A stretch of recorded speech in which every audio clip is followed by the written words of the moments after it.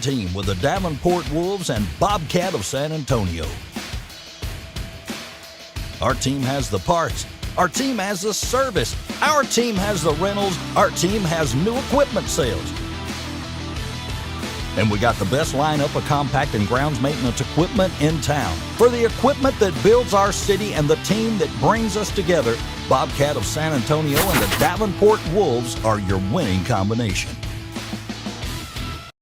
In Central and South Texas, your roof isn't just protection, it's peace of mind. At Casa Roofing, we've spent years providing reliable, top-quality roofing solutions. Whether new construction, full replacements, or small repairs, our team has you, well, covered. Whether rain, wind, hail, or the hot Texas sun, protect your home with the experts Texans trust. Call Casa Roofing today for a free inspection. GBTC provides cutting-edge technology for your home and business. From smart security and high-speed internet to TV and phone, GBTC has everything you need to stay connected. We're committed to building a stronger, better, connected future. Our GBTC Foundation's charitable support and industry-leading products help you stay connected to what matters most. GBTC, connecting you.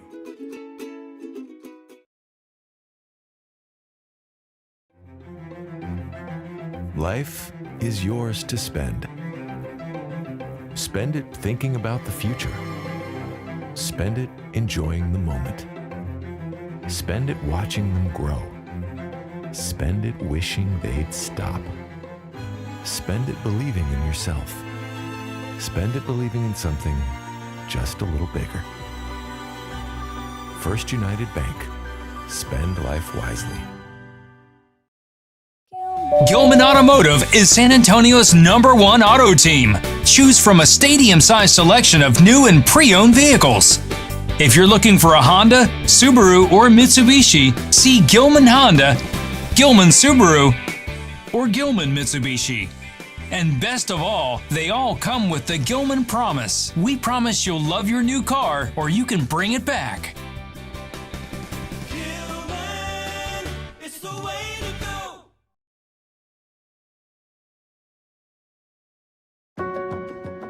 The Heidelberg Materials Surftex Quarry has been producing crushed stone since 1936.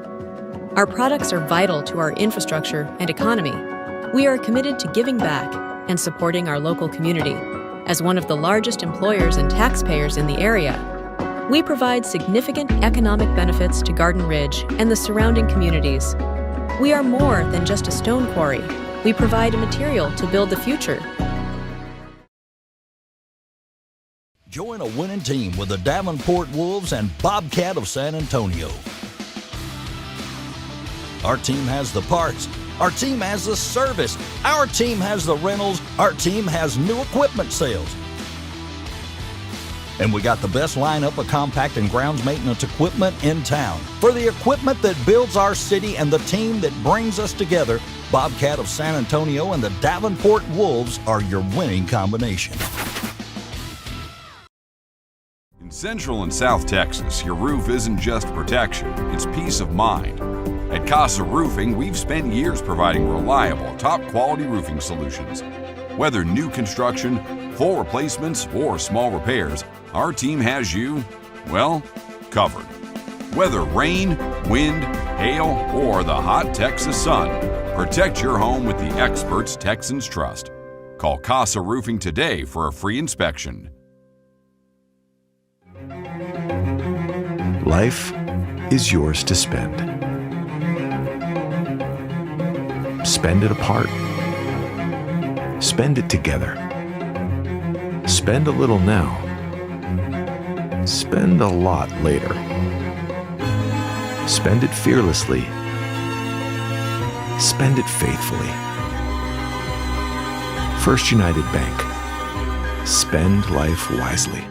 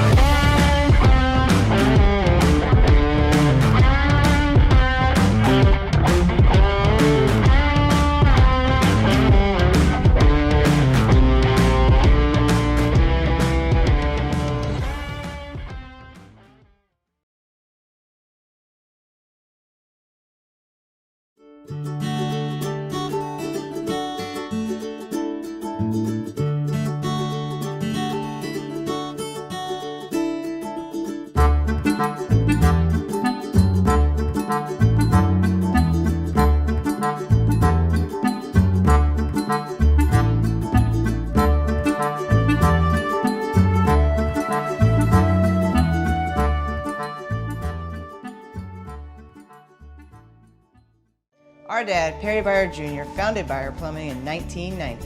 And today, we're still family owned and operated and have become the top plumbing company in our area.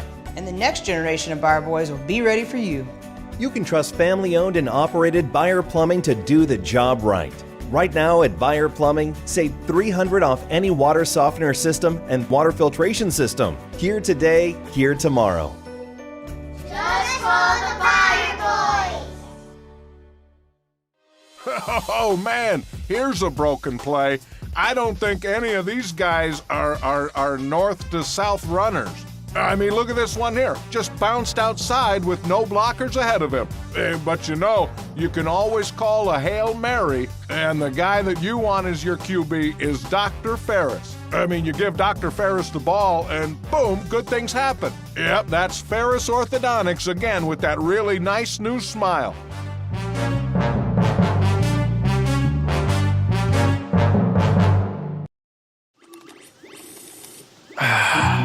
Not the fun part of being a dad, but I have to speak to you about something that is concerning me. Concerning you? Yeah. Heard you and your mother talking about this Arlo fella, and Arlo? I wasn't eavesdropping. He's always watching you. His videos are secure. This guy sounds like a creep. It's not. Your privacy is very important to me, and I think you need to make better decisions when it comes to boys. And this Arlo is not a boy that I think you should be dating. You're dating someone? Yeah, Arlo. I heard you guys talking about him. Arlo. Yeah. Dad, Arlo's the name of the new security cameras that we got from our service provider. We were talking about how great they are and how safe they make me feel. Arlo's not a boy. Well, that's a boy's name. Oh, boy. Ah, not a boy. Apparently, we just learned that it's a camera named after a boy. Why don't you name it Peter?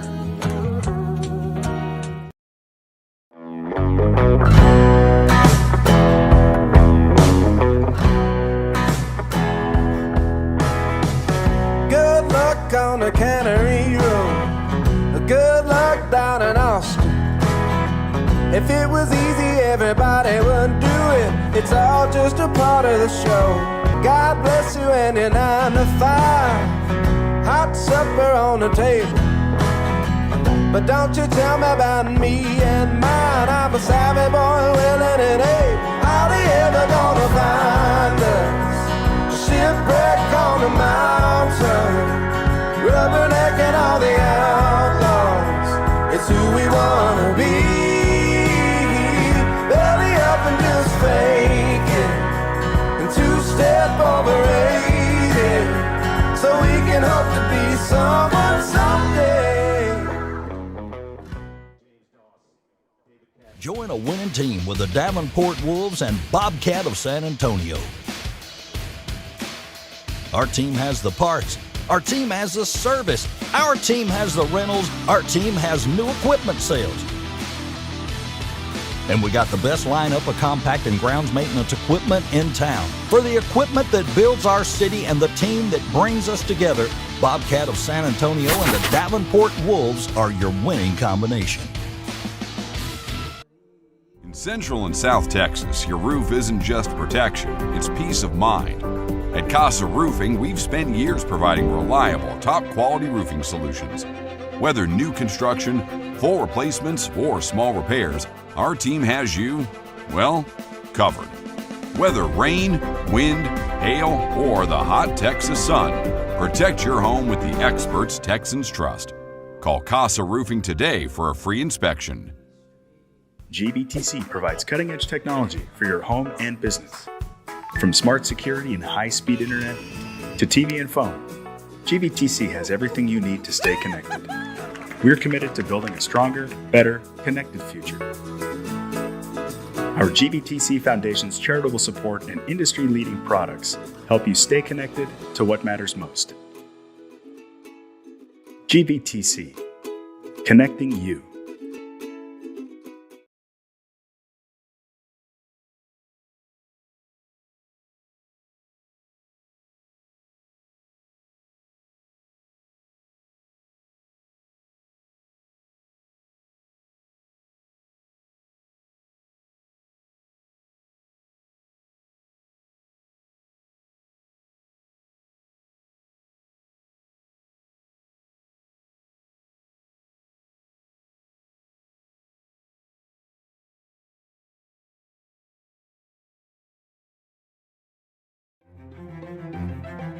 Life is yours to spend.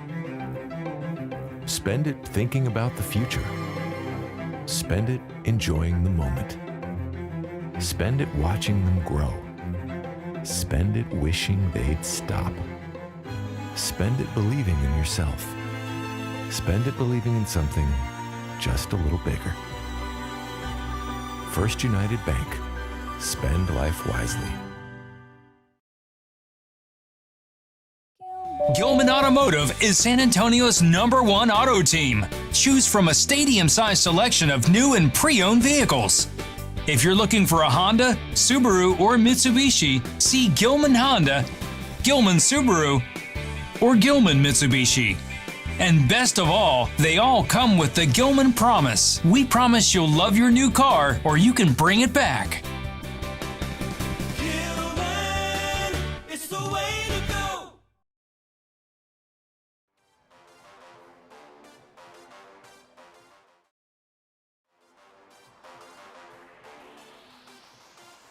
North San Antonio for a matchup that has just about everything. It's a rivalry. It's the Battle of Cibolo Creek. It's two undefeated teams. It's two squads expected to make long playoff runs. A game so big we had to borrow Sam Kamen from UIW football. Sam Kamen alongside Hector Ledesma.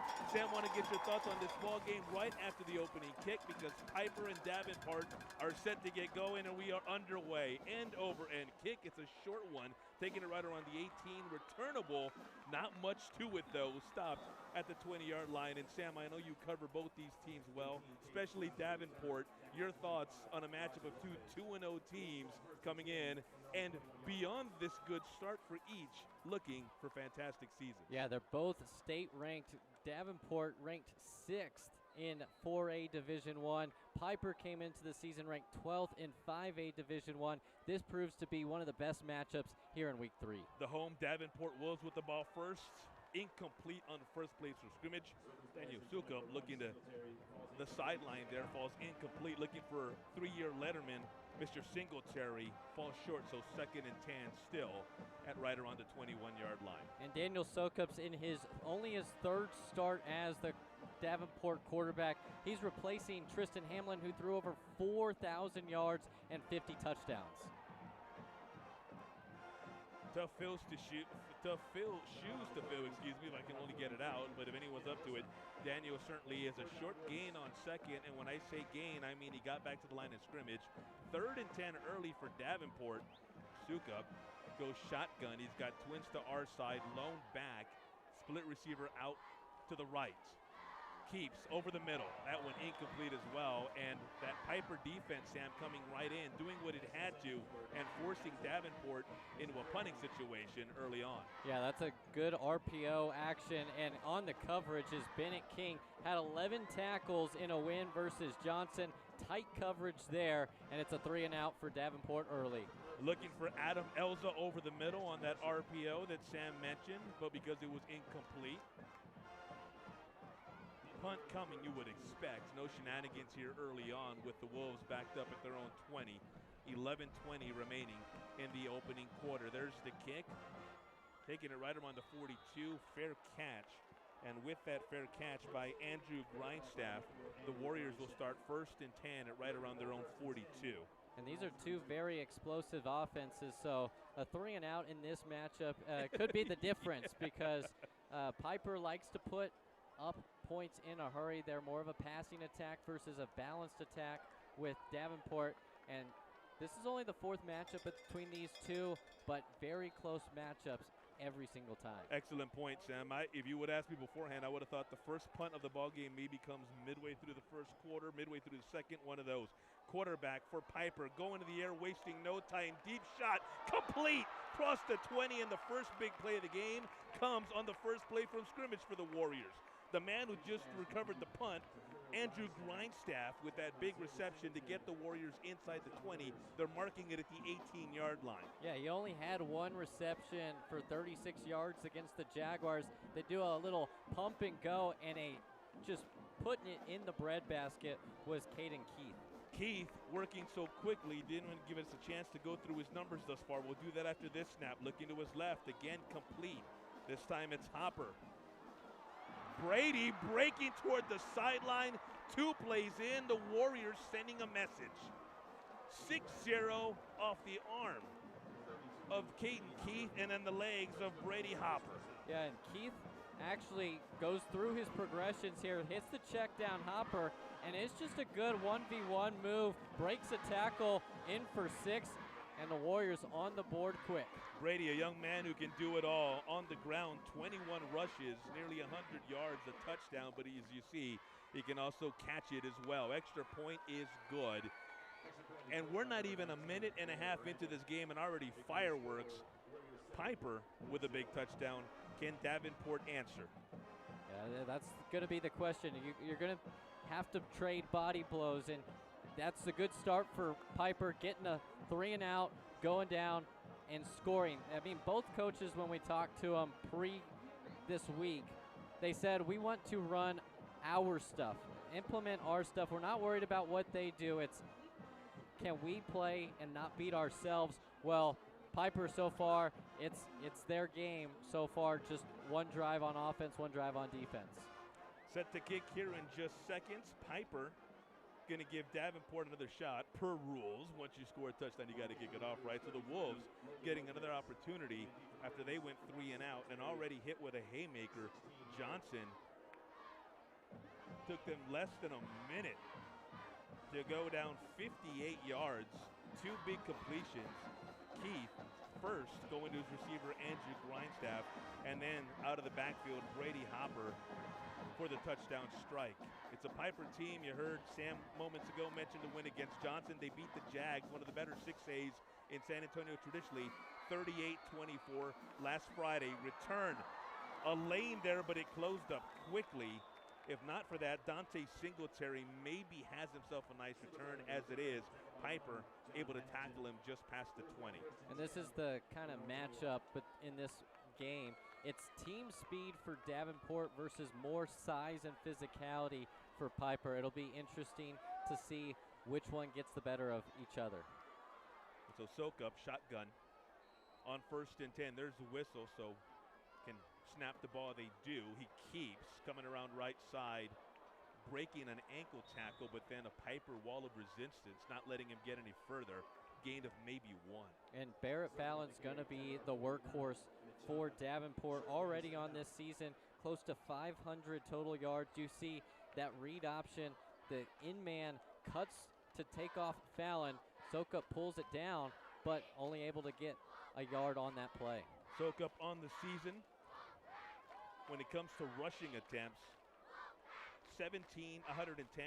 He scored 3 times on the ground. Hands up the middle for a couple, maybe across the 25. Not much. They give to Barrett Fallon. And this is a team that likes to stay in the no huddle, like to go quick. But here's the thing, when they're a run-first team. In wins last year, they had 7 yards per carry. Losses, only 4. A stat to look out for. Fallon gains 4 to bring up 3rd and 5, and they just got a first down. Nice completion out to Cade Scott, the junior receiver, hauling that one in, going out of bounds, and then signaling. We agree with you, Cade. First set of downs for the Wolves. At the 33, snap again. Sokup over the middle. Looks like maybe there was some miscommunication there, because it might have been intended for Adam Elza. Elza, though, had kind of gone upfield on maybe a skinny slant. Looked like Daniel was going a little bit outside. Yeah, it's a good route combo because one outside receiver's coming in for a post, the other's going towards that sideline, and just bad communication on that one. 2nd and 10 after the incompletion, ball at the 33. Some movement as Trevin Singletary went in motion. I think this should be encroachment on Pieper. The Warrior jumped on the offensive line, and then the tight end moved after. See right there. There we go. Oh, wow. Well, they're getting Davenport. Yeah, Braden Hinojosa, the defensive lineman, moves, but Elza, I guess because he's not right in front of him, is not allowed to jump at that jump from the Warriors. So instead, it's instead of getting 5 yards, you back them up 5, and not what you want to see after a 3 and out. So with that, 2nd and 15, the ball at the Davenport 28. You see Barrett Fallon, Daniel Sokup, and that Wolves offense looking toward the sideline. Down 7-0 early, under 9:30 to go in the opening quarter. Sokup keeps on the RPO, comes around right there to meet him. Not much doing is Mr. Nino Spina. He's got 11 tackles, and that's the hard part about this game is you got to make open field tackles. Great job tackling.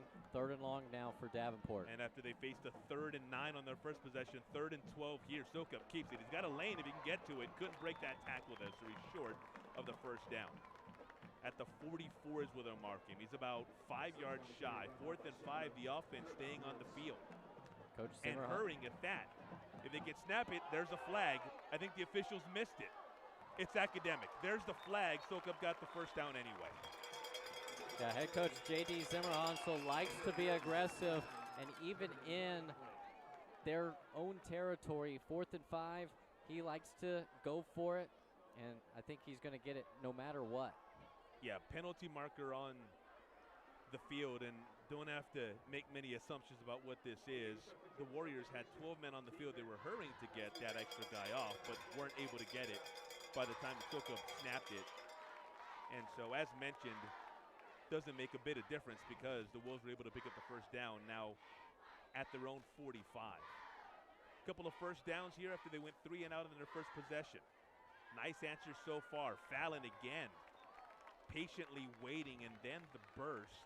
Give him maybe 4, depending on the spot. They're going to say 3. They're going to put it at the 48.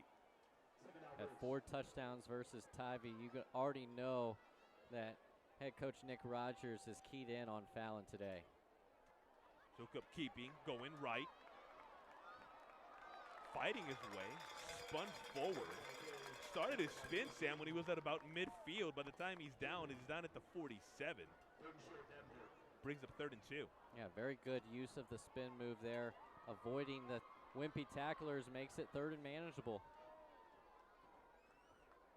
Sokup keeps. Little pass. Incomplete. Well, he was looking for Trevin Singletary.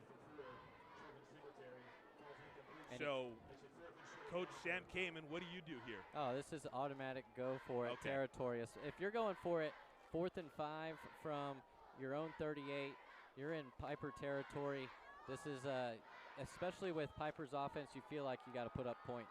Excellent point. Silly question given the context. Sokup near the first down marker, got it. 2nd consecutive set of downs on which Pieper is converted on a 4th down. We got a Wolf down on the field. Makes for a timeout on the field, and it's Sokup who's down. Yeah, good effort there.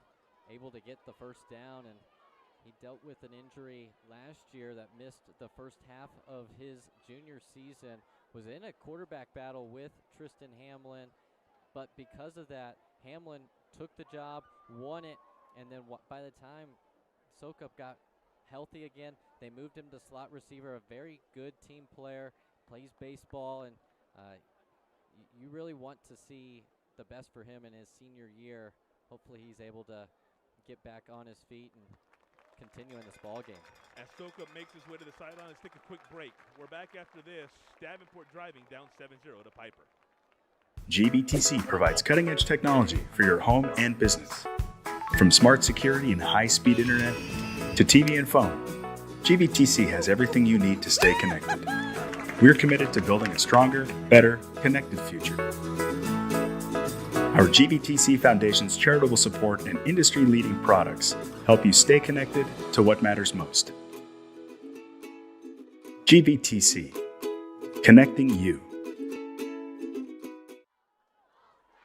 Barrett Fallon in at quarterback for the Wolves as Daniel Sokup just went to the sideline following, don't want to call it an injury, we don't know the extent, but he was down for a bit and then made his way to the sideline. On 1st and 10, Fallon picking up a couple, brings up 2nd and 7. And he played quarterback his freshman year, was not on varsity as a freshman, was a running back his first year on varsity. He's listed as the backup quarterback. Look for him to be active in the running game and pass game. Fallon's first pass attempt of the night is incomplete. He was looking toward the sideline. Caden Scott making a habit of camping out there on those out routes. Maybe it's a curl. Either way, it's on the sideline. Unable to connect there, bringing up another 3rd and long for this Wolves offense.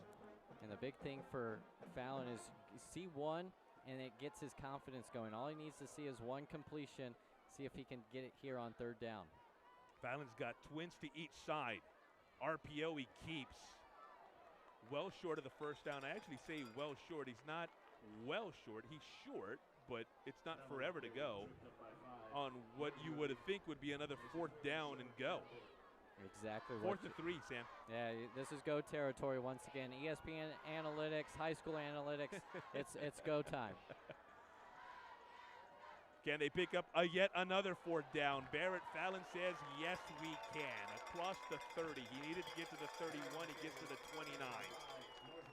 And Pieper had 2 guys right there able to make a tackle to create a 4th down in conversion. Instead, Fallon breaks a couple tackles. Fallon keeping, lets it go. Across the 30, breaking a tackle. Nice job, Brandon Ramirez, a senior receiver. Kind of a, oh, look what I found moment, but able to make some positive yardage out of it. I think they got 2. Ball at the 27. Officially 2nd and 8. Again, twins to each side for Fallon. Keeps up the middle, not much there. That Pieper defense ready and willing. Leighton Springer, sophomore linebacker, in on that stop. And we've just been seeing Davenport playing dink and dunk, run game, run game, run game. They haven't been able to press Pieper over the top, which is a reason why their linebackers and safeties are so far into the box, getting into the run game. And Daniel Sukup coming back into the ball game. Cheers from the Wolves Stadium, cheers all across the stadium. Happy to see Daniel okay, out for several plays. Barrett Fallon filling in nicely, moving over from running back. Sukup's first pass is complete. Who else are you going to go to but Dante Singletary? 3rd year on varsity, but again, they're short, Sam, and again, they're going on 4th down. Hey, you're 2 for 2 on 4th down. Might as well try and make it 3 for 3. Field goals are not going to win this game. You need touchdowns. Especially given the way Pieper started, right? Sending a message early. Davenport looking to set a record for most 4th down conversion in a single drive. Fallon. I don't think he got it. I don't think he got there either. I jinxed him. Yep, ref saying he's at the 20. He needed to get to the 19. He might be at the 21 as a matter of fact. That's a great defensive stand by the Warriors. That is a very long drive that they were out there on the field. Almost seems like 6 minutes, and coming up empty. That really hurts that Davenport offense. Well, they got the ball back with north of 10:30. They give it back up with 4:32, so exactly. Good math, Sam. Hey, we got a statistician, We do. good old Pops, that gave me that math knowledge, you know? Tony Kamen, lucky to have him alongside, stats guru, going to help out with my mathematical shortcomings. Pitch, catch, 25-yard line on 1st down. Andrew Grindstaff again, very busy, fielding the opening punt for the Warriors, then a long bomb on their first play from scrimmage, a reception on the first play of their 2nd drive of the ball game. Yeah, Coach Rogers had mentioned in that pregame meeting he was good for him last year, has been good for him this year too. Little scoop to Hopper, and Brady still on his feet. He does that, Sam. He's tough to bring down, and those legs always moving. It's cliche. You hear coaches talking about it all the time. Those legs never stop moving, and it's not a coincidence that he's almost always pushing forward, taking guys with him. He's not the biggest guy in stature, but that lower half is built, and he's built like a bowling ball. 1st and 10 at the 43. Screen. Flag on the play. Loose.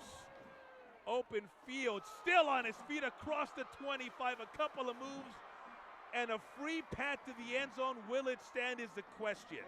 Isaiah Champagne showing you why he is one of the best receivers in all of San Antonio, but I don't think it's going to stand, Sam. Hey, I rhymed there. Yep. Kind of. Stand and Sam, maybe. I can try to make them rhyme. And it's a shame on that play because Isaiah Champagne shows why he's that next level caliber of player. He takes a little wide receiver screen towards the middle of the field, weaves all the way to his right, back to his left. He's got explosive capability, but just a little bit of a jersey tug initially on that screen, backs him up 10 and wipes off the touchdown. A young man who Sam will be calling plenty of. He's a UIW commit. 1st and 20. Hopper again. A little bit of a stutter step before he went outside. Don't know if he got to the 40. It'll depend on the spot.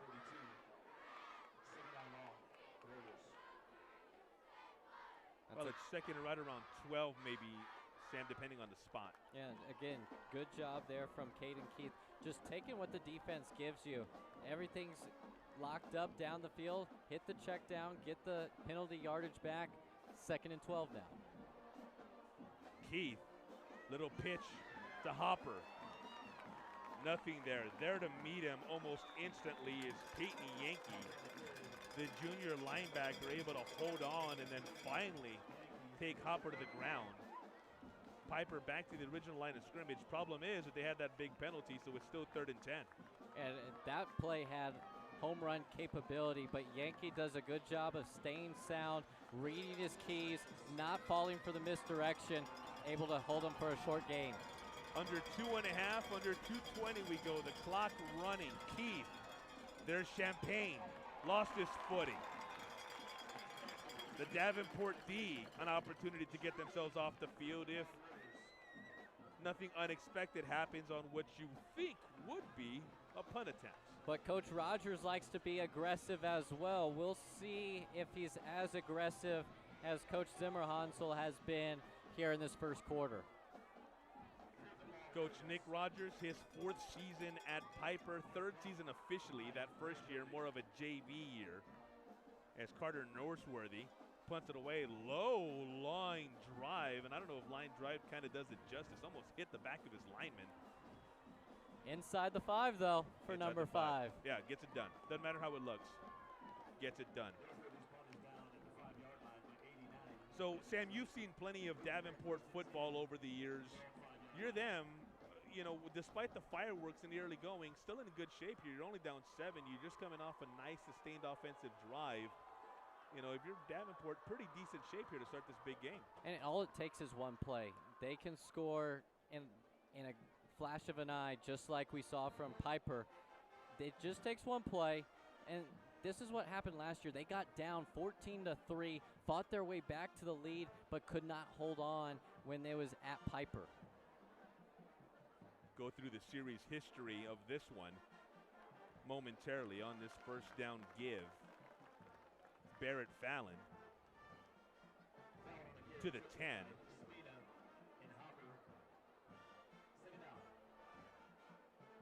They're going to say he's at the 9, 2nd and 6.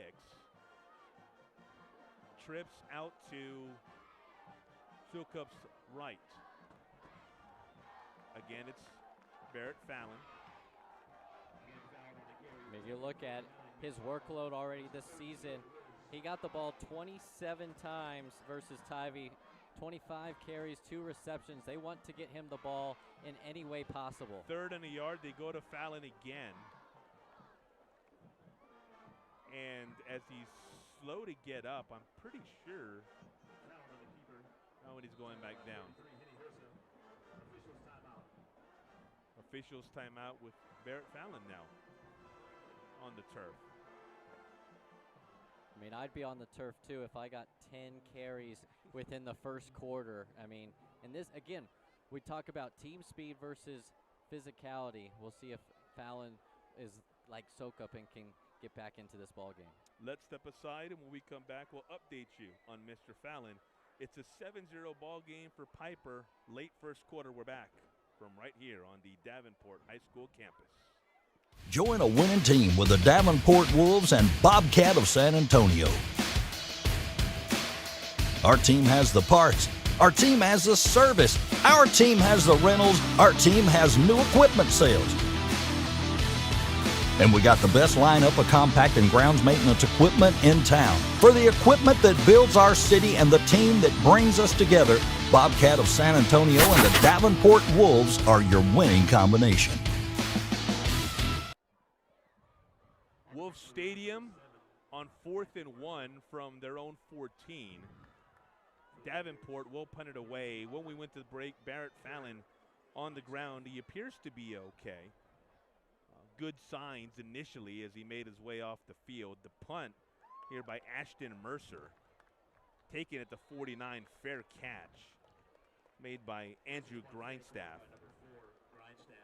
And with 14.3 ticks left in the first quarter, Pieper takes over from just its side of the field.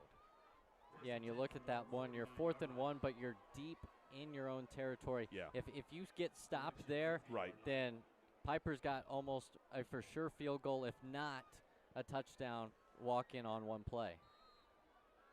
Perhaps even Dan Campbell would put it away at that point. I don't know Although about that's Dan. tough to say, right, because it is Dan Campbell. 1st and 10. Keith over the middle, lets it fly. Overthrown. You could kind of see that from the get-go. You could see that Cash Lancaster was more than likely not going to get there. Good ball by Keith, just a little too much oomph on it. He was able to get on the backside of Reyna, was open he was able to hit his man, but hey, take a deep shot. It's sudden change. You're at midfield. Why not take the shot? It's something Piper's done frequently in this early start to the ball games. Paid dividends so far. Out route, looking for John Hamilton for the first time. Hamilton, a young man who pretty busy for this Warrior team. Running back, 14 carries, 52 yards, 4 touchdowns through the Warriors' first 2 games.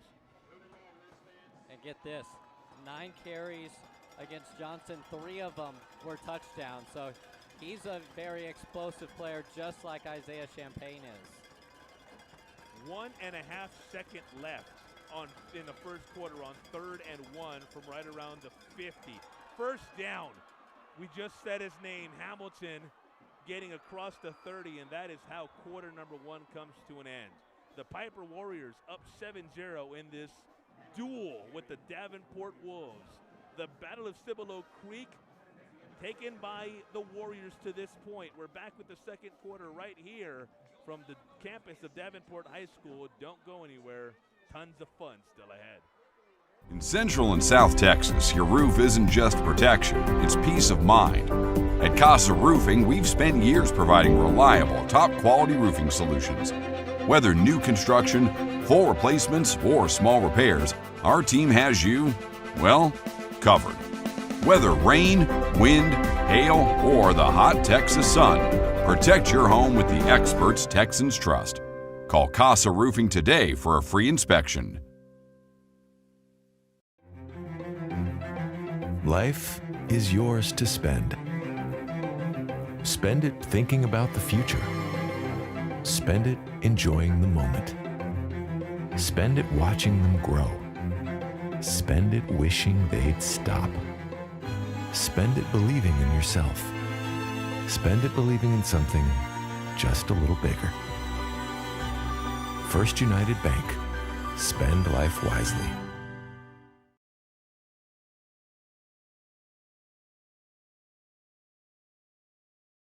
Davenport, the Warriors coming out, have the ball at the Wolves' 27-yard line, already up 7-0. First opening 12 minutes for both squads, especially for the Warriors, who scored on their second play from scrimmage. Looking to add to it here. Keith fakes the handoff over the middle. Isaiah Champagne, first down. Throw, catch, first down. Easy breezy between those two. Yes. You saw that connection a lot last week versus Johnson. 7 receptions, 167 yards with a long of 47. And even a week before, he only caught 3 balls, but all 3 were touchdowns. So you got to key in on Champaign if you're this Davenport defense. The old Buddy Ryan line about Chris Carter. All he does is catch touchdowns. That's why I cut him. Snap, Keith, rolling right, looking to his left. They had a play designed that way. Davenport sniffing it out. And Keith, give up. Not taking any chances, just runs out of bounds. The problem is he's already out of the pocket. Just throw it out of bounds. You don't need to step out of bounds. He just lost, let's see if my math's correct, 11 yards on that one little thing.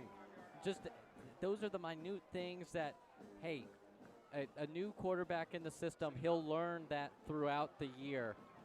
As you preface, let's see if my math is correct. Dad, Tony, looked over and said, your math better be correct on this one. Second and forever. They need to get to Smithson Valley at this point to get the first down. Keith Hamilton on the screen. Can't break that initial tackle. Nice job in the open field by Eric Singletary. Brings up third and forever. Yeah, Eric Singletary is the leader of this defense for the Wolves. A preseason All-State player. Last year, 115 tackles. One of the key returners on this defense that lost a lot of their front seven.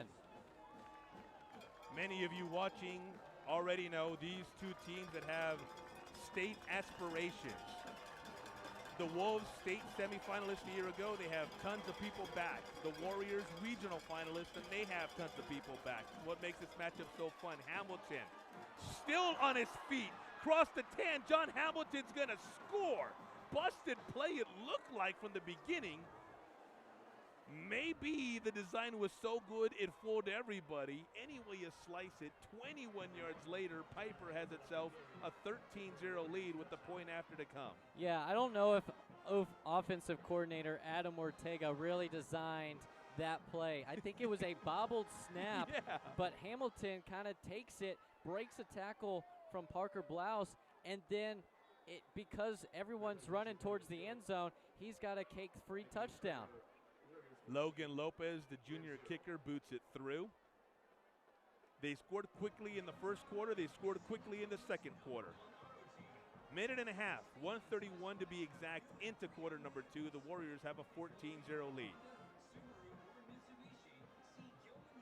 I mean, that's just Take a quick break. crazy. When we come back, the Wolves in need of an answer. We'll see if they get it right here from Davenport High School. Oh, man, here's a broken play. I don't think any of these guys are north to south runners. I mean, look at this one here. Just bounced outside with no blockers ahead of him.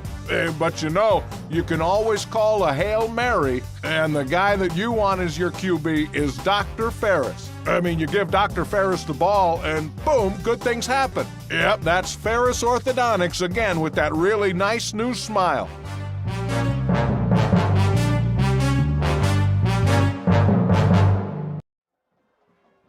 Sam Kamen alongside Pieper. Off to a fantastic start, scoring early in both quarters, 14-0 with 10:29 to go in the second quarter of a mega matchup between two undefeated teams to start 2024. Third game of the year for both. Touchback, so at the 25 is where Davenport will start. We've mentioned the win against Johnson last week for Pieper. That followed a 38-36 victory against a Bernie team that's just 2 years removed from playing for the state championship. The Greyhounds expected to make a long playoff run again this year. For Davenport, they started the season by beating Veterans Memorial 32-15, then went on the road to beat Tybee last week 52-34. So both teams looking to go 3-0. And the team that loses will suffer its first defeat. Fallon, not much there. That Pieper defense not giving him much space. And then as the whistle blows, taking him to the ground, Kyler Shepler in the middle of that. And they're running a 3-3-5. So 3 down linemen, 3 linebackers, and 5 DBs. I mean, even when I play NCAA, the video game, I can't figure out the 3-3-5, and Davenport's having the same exact troubles. Handoff again to Fallon, again up the middle. Some positive yardage on this play. There to meet him with a vengeance is Caleb Gale. Gale, a senior linebacker.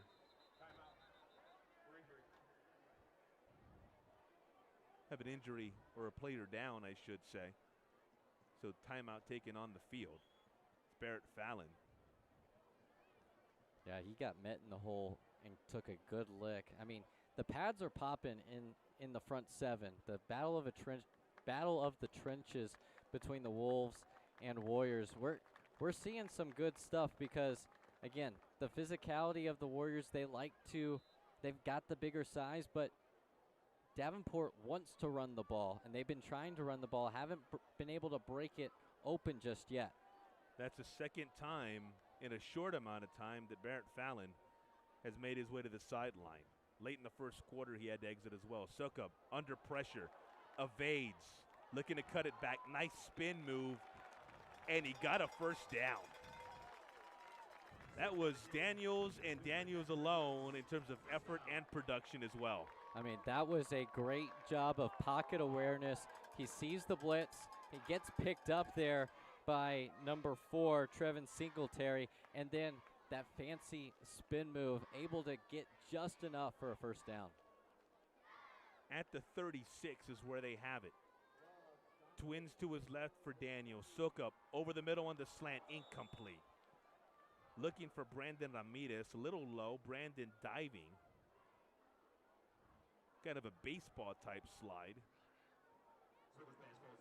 And that incompletion. I'm sorry, Sam. I didn't mean to step over you. You're Just gonna good. say it brings up 2nd and 10. Go ahead. Yeah, that throw is just a little bit underthrown. The first time we've gotten to see them try the intermediate passing game, just a little bit behind on that pass attempt.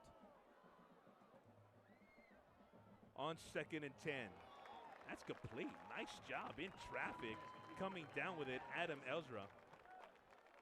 Elza doing a nice job of hauling that one in, and they're at the 40, 3rd down. And that's a tight window to fit it through on a 5-yard out route because you got a guy draped on the inside as well as the outside. Perfect ball there by Sukup. 6 yards for a new set of downs. Sukup keeps. He's got room, and he's got another first down. Again, the effort toward the end there. Notice the best players always do a nice job of when they're falling forward. Doesn't seem like it would make that much of a difference, but it often does. And a new set of downs for the Wolves. And he needed every inch on that one because he got hit right at the sticks, got a little bit more for able to move the chains. Howling here at the Wolves Stadium, 1st and 10 at their own 47. Sukup now to his right.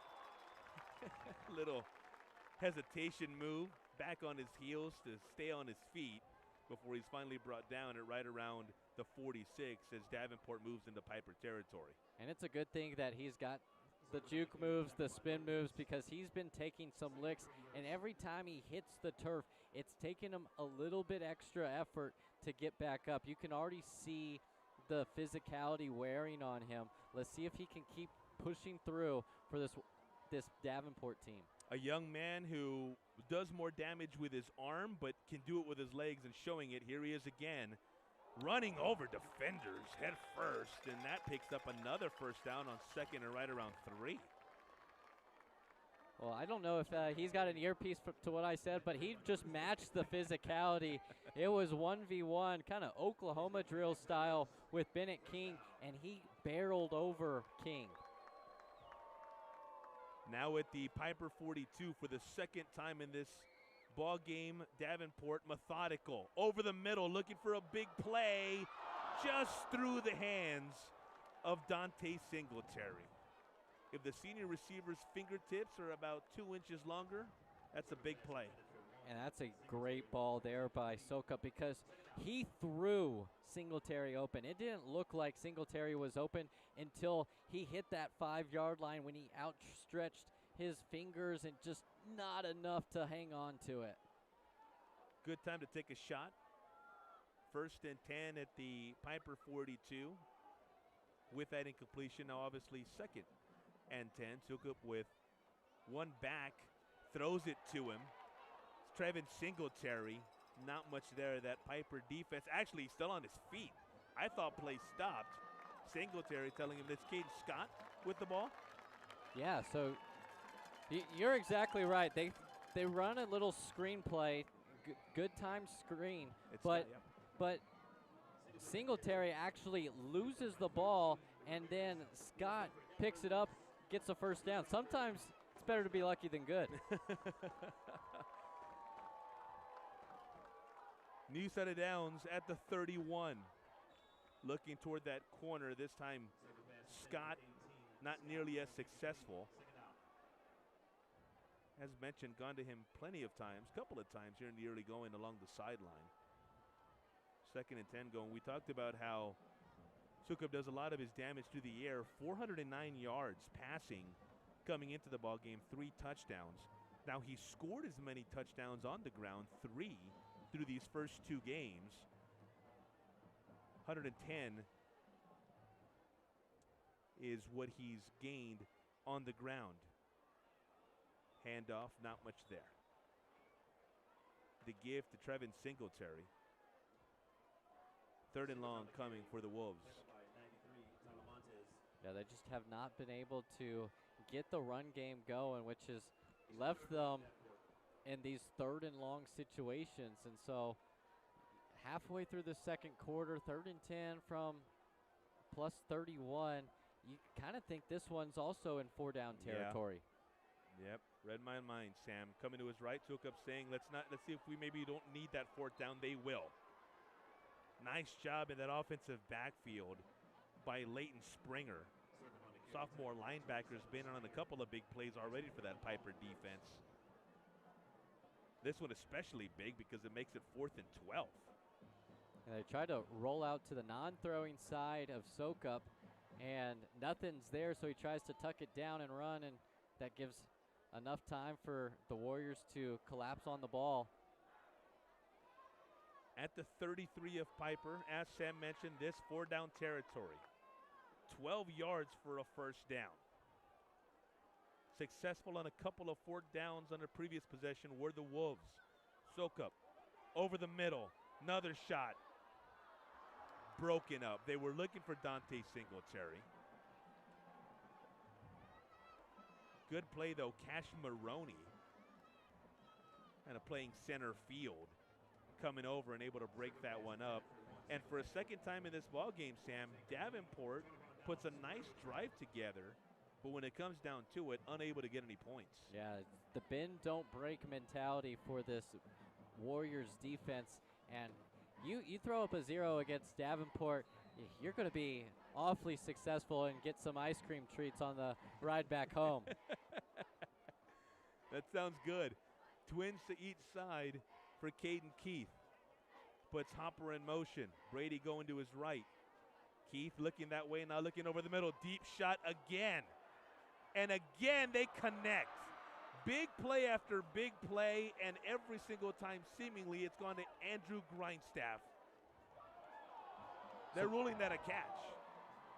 Officials saying, come on down, guys. I'm waiting. He made that catch. Come to me. I'm not coming back to you. I mean, even I was kind of going, are they going to rule that a catch or not? Because it got jarred loose after he went to the ground, and so they're going to say he was down with possession, and another big gain for the Warriors. No semblance of the ball making any kind of a football move on that play. At the 20, Hopper, fake.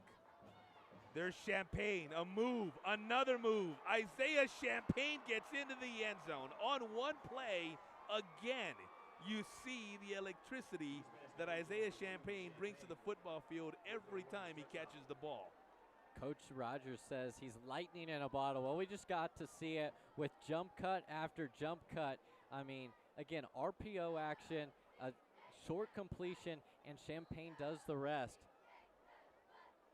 Champagne, an editor's nightmare. You hate jump cuts when you're editing. You don't when you're on the football field. Snap, hold, kick, good. Pieper in total control early here at Davenport's Wolves Stadium. Let's take a break. The Wolves looking to get back into this thing. 4:05 remaining in the first half. They're down 3 touchdowns. We're back after this. Gilman Automotive is San Antonio's #1 auto team. Choose from a stadium-sized selection of new and pre-owned vehicles.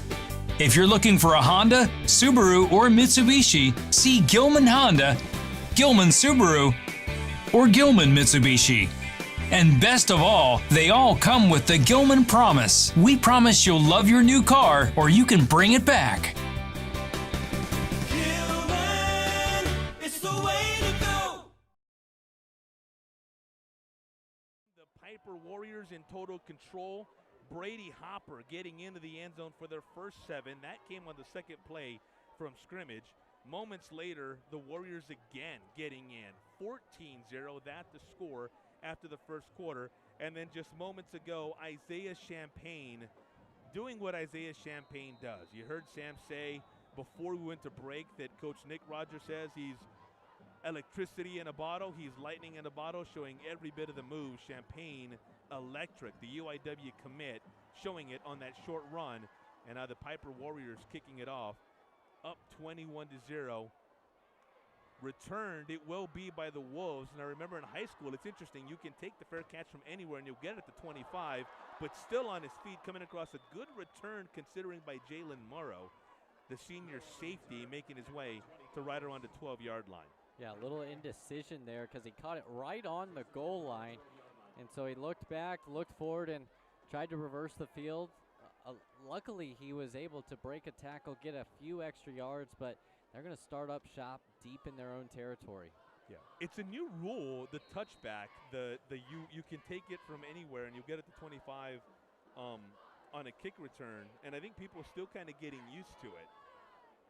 Yeah, it's better than the new NFL rule of how that kickoff is. So they're at the 12.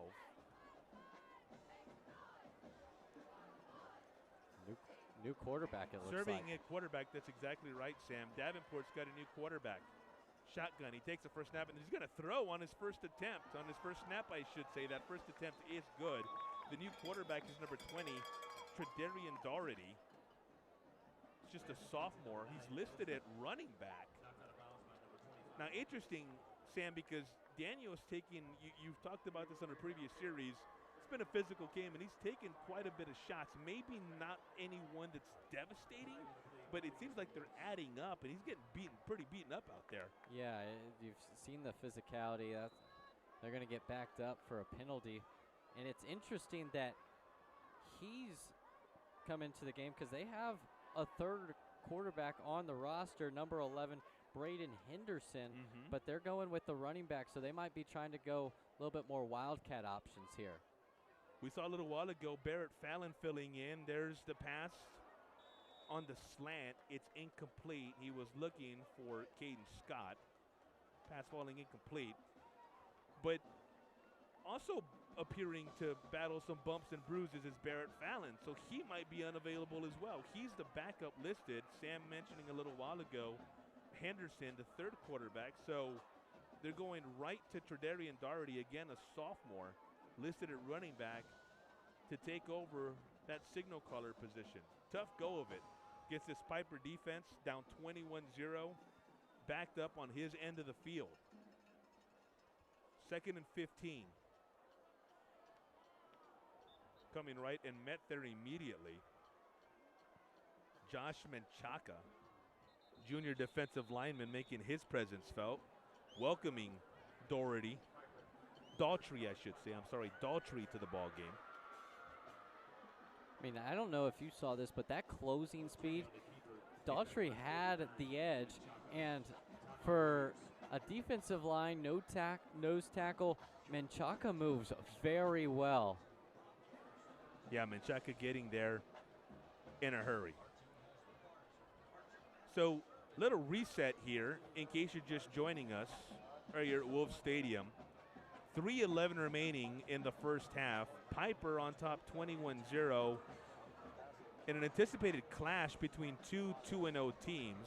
The Battle of Cibolo Creek. These two campuses both new, relatively speaking, both enjoying success already.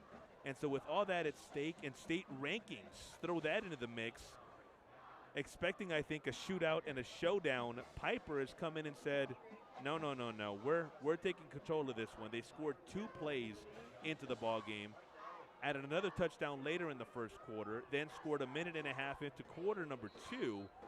And so here we are, Davenport, 3rd and 15 from its own 7-yard line, down by those 3 scores. Out to the screen area. Adam Elza, not much there for the senior receiver. Daltry's first completion of the night. Tredarian, as mentioned, just a sophomore. Still looks like there's 2 timeouts. Warriors are going to elect to keep them and not take a timeout. And Pieper figures to get this ball back in pretty good field position. They've got Andrew Grindstaff and Brady Hopper both back to receive the punt. Now Davenport wants to talk. The play clock was running to 0. Don't need to back them up 5 yards punting into the wind either. So smart timeout. Pre-district game for both these teams. Sam mentioning it at the top of the broadcast, the 5A matchup versus a 4A matchup. Pieper, the 5A squad.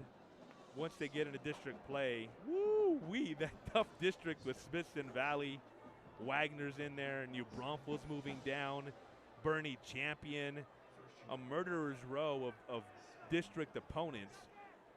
And loading up on that pre-district schedule, Sam, with Johnson on the heels of Bernie, followed by Davenport. Even though they were going to have a tough road in district, Nick Rogers wanted to make sure his team would be prepared as much as possible for an anticipated second consecutive long playoff run. Yeah, the big question for Pieper coming into this season was, could they handle the move up from 5A Division II to 5A Division I? They scheduled for it.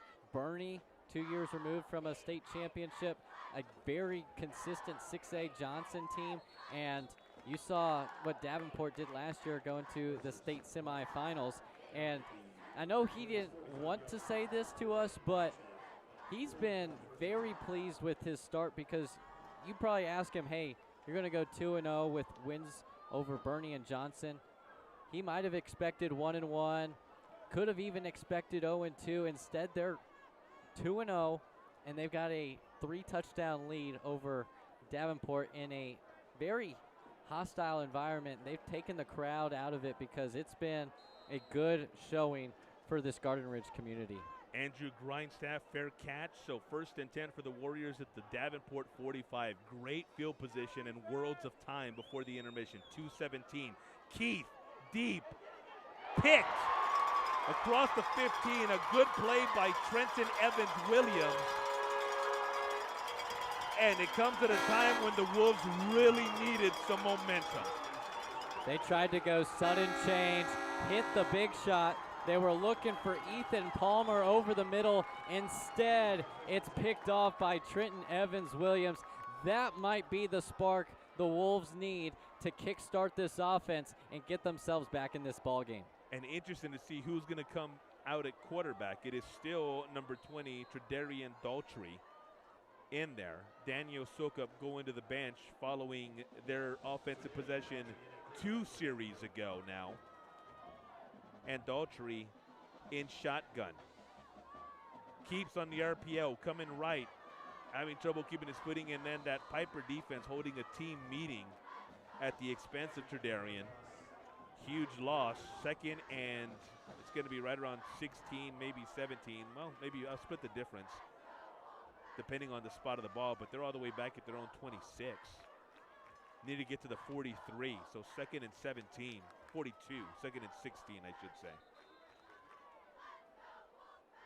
Pieper's going to take a timeout, try to save as much clock as possible.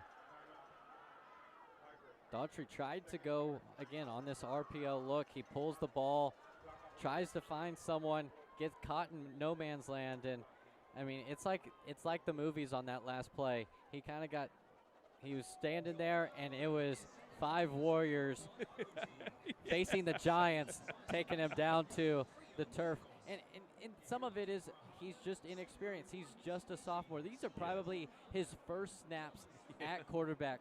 Coach J.D. Simrahanso giving him a lot of instructions, kind of on the sideline going out for the first 2 series. So he's going to be a little cautious, trying to at least minimize the damage with just over 96 seconds left in this first half. As mentioned, he's not even listed on the depth chart at quarterback. He's the 3rd street running back. But as far as quarterbacks goes, he's not one of the top 3. But again, Barrett Fallon maybe not available either. He's been dinged up throughout this first half as Daniel Sokup is exited. Whistles, play dead on 2nd and 17.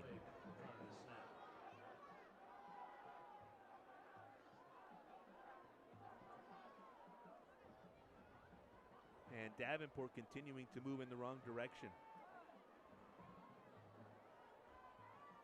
You can start to see the frustration mounting for these Wolves, both on the field and in the stands, trying to get some glimmer of hope here in week 3. It's been all Pieper so far. The defense has came to play, and a couple big explosive plays. And you know that's going to drive. Oh, it's on D. It's so that now they're bringing it back, offsetting penalties. It appears. So are they going back to the original line of scrimmage, or where it was just moments ago? So they're calling it disconcerting signals. Ah. So again, with these kind of shotgun offenses, they'll clap for the snap, and I'm guessing the umpire setting the ball down might have heard a couple claps from the linebacker core, which can cause the snap to be snapped at a time that they're not expecting it. So with that, 2nd and 12 for Daltrey and this Wolf offense. Incomplete. In a crowd trying to haul it in was Brandon Ramirez, but that Pieper D there in a hurry, applying the pressure from the get-go was Bennett King. And this Pieper defense can pin their ears back and get after Daughtry. He hasn't been able to showcase he can beat them deep, so they're jumping every short intermediate route as well as getting their safeties and linebackers into that run attack. 3rd and 12. Tough go of it for Davenport right now. They're down 3 touchdowns without their starting running back, without their star quarterback. Daniel Sokup and Barrett Fallon both out with bumps and bruises. Don't want to speculate as to the nature of, and don't even want to use the word injury, because I think injury entails there's an actual injury there. I'm not a doctor, and I'm way up here. I'm not going to speculate as to any of that. But what we do know right now is that they've both taken a fair share of hits. They've both been on the turf, and neither is in the ball game right now. The good news is that they're both on the sideline. They're both supporting their team. They don't have their helmet with them, so again, not speculating, but they are not ready to go in on this very next play. So from what it looks like, you got to prepare for Sokup and Fallon to be out of the game for the foreseeable future. Again, that defensive interception, huge for momentum on the defensive side of the ball. Now they've got to match that with some offensive explosive plays. Get a first down here. Keep the ball. Sometimes your best defense can be the offense, but they got to get points on the board. 3rd and 12 coming out of the timeout. That was Piper's final timeout, if I understand it correctly, right, Sam? So they have no more. They hope to get the ball back. Ball's on the turf. They might have gotten it back right now. They sure did. There it is. There's a signal. The Warriors recovering the fumble. Fantastic job by Bennett King to come up with that turnover. And so the Pieper Warriors more than in business, 120 an eternity given their big play offense, and they're already at the Davenport 29. Yeah, it was a good job because they just tried to go QB run, and Brendan Hinojosa jars the ball loose against Daughtry, and you don't see that often with this Davenport team. Turnovers have been a killer sometimes, and that was a key one, putting the Pieper Warriors back in business once again. Caden Keith surveying, looking left. Now Tux, he's got a lane in front of him. He cuts it back inside, gets across the 25. Keith, a young man, not shy about taking off when he needs to. A good game there for the Warriors. Yeah, the clock's going to keep running. He did not get to the sticks, so under a minute. 2nd and 1, he's got 62 yards coming into this ball game on 10 carries, does Caden Keith. Plenty of time, 53 seconds of counting. He's going to take a shot, corner, jump ball, nobody came down with it. He was looking for Ethan Palmer. Good coverage there from Jalen Morrow, right on his hip, surveys, finds the ball, the jump ball over the heads of both of them. So good coverage, good job there by Pieper. Now 3rd and 1. 48 seconds left on the clock before we hit the intermission. Keith fakes the handoff over the middle. Champagne. Last time he was in this predicament, he broke it for a touchdown. Gets across the 10 and the helmet flies off. He's going to have to come out.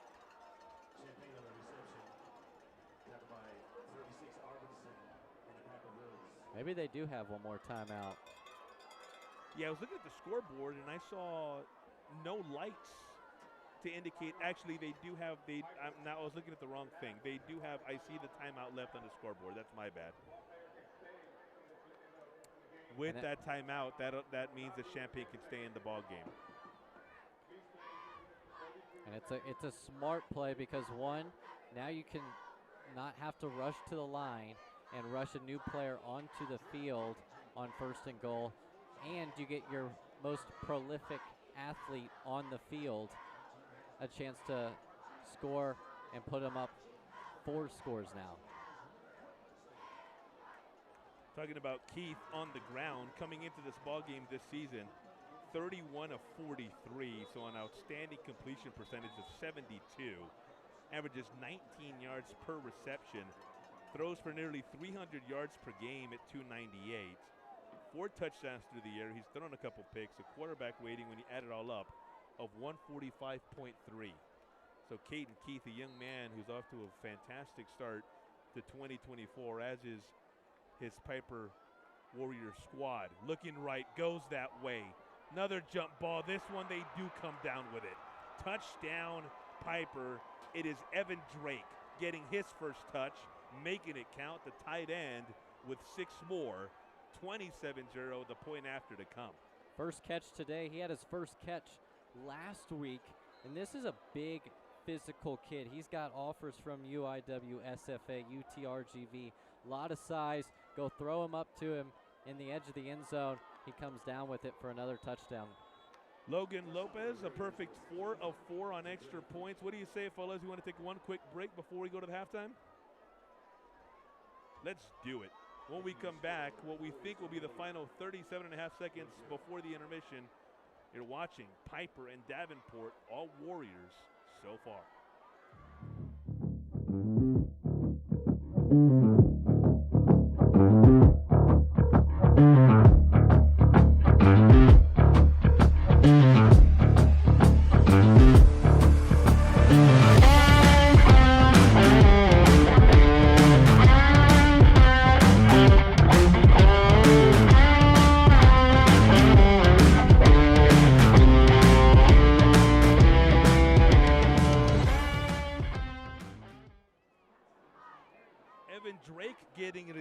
For Pieper, the receiver for the Warriors, following in the footsteps of Brady Hopper, who got the first one, Isaiah Champagne, who got the 3rd touchdown, and with that score, the Warriors taking a 28-0 lead with 37.5 ticks left before we head to the locker rooms. Davenport down 2 of its best players here the last couple of series, with Daniel Sukup and Barrett Fallon both on the sideline, both taking their share of hits through these first 24 minutes. Fair catch, and so the Wolves will start 1st and 10 at their own 10 with officially 36.4 left on the clock.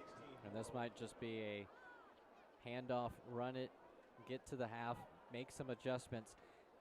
Coach Zimmer Hansel had mentioned to us during the week that they didn't get off to the best starts, but they made very good halftime adjustments. They were down at the first 2 weeks.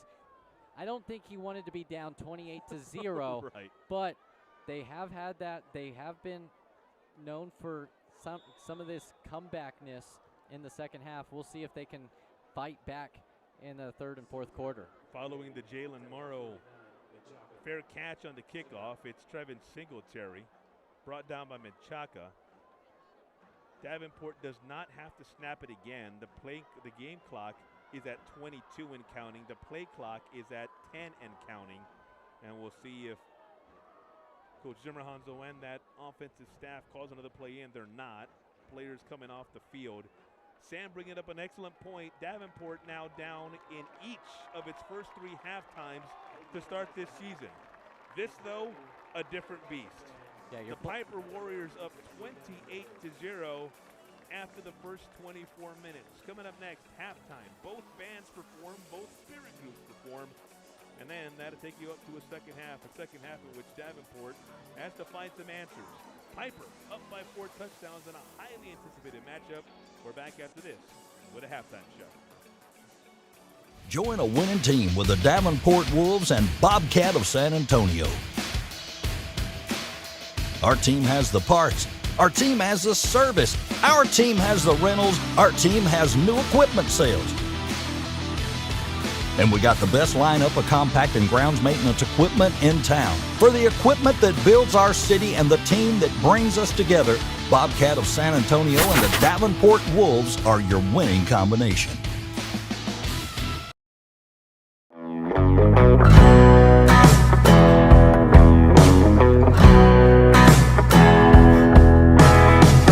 Good luck on the Cannery Road. Good luck down in Austin. If it was easy, everybody would do it. It's all just a part of the show. God bless you and your 9 to 5. Hot supper on the table. But don't you tell me about me and mine. I'm a savvy boy, willing and able. How they ever gonna find us? Shipwreck on the mountain, rubbernecking all the outlaws. It's who we wanna be. Belly up and just fake it, and 2-step overrated, so we can hope to be someone someday.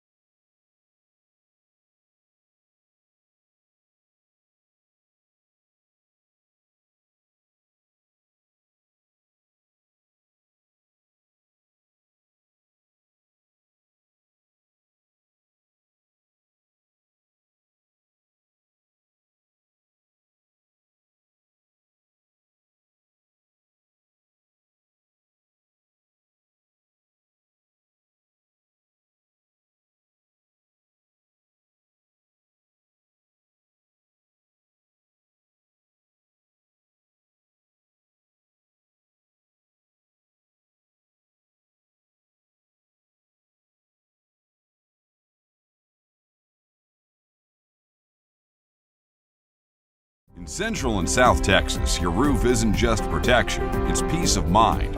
At Casa Roofing, we've spent years providing reliable, top-quality roofing solutions. Whether new construction, full replacements, or small repairs, our team has you, well, covered. Whether rain, wind, hail, or the hot Texas sun, protect your home with the experts Texans trust. Call Casa Roofing today for a free inspection.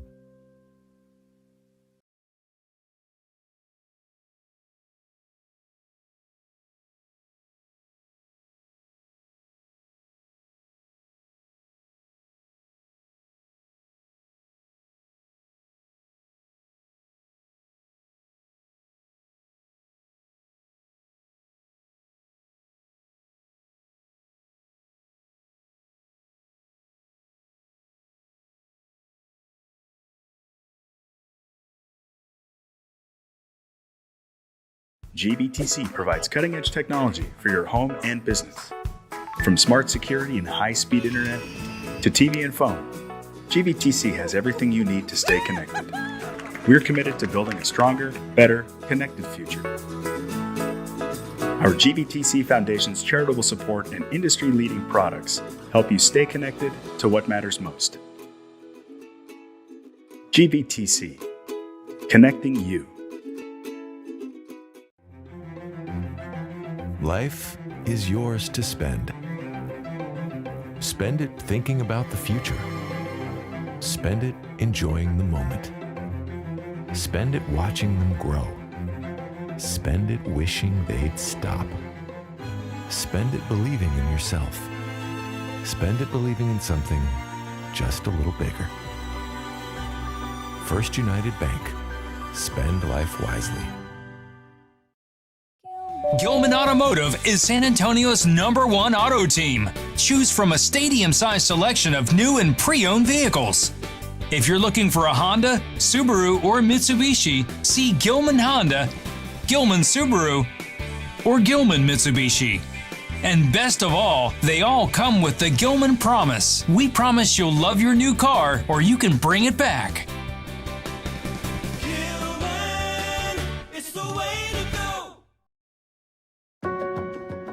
The Heidelberg Materials Surftex Quarry has been producing crushed stone since 1936. Our products are vital to our infrastructure and economy. We are committed to giving back and supporting our local community. As one of the largest employers and taxpayers in the area, we provide significant economic benefits to Garden Ridge and the surrounding communities. We are more than just a stone quarry. We provide a material to build the future. Join a winning team with the Davenport Wolves and Bobcat of San Antonio.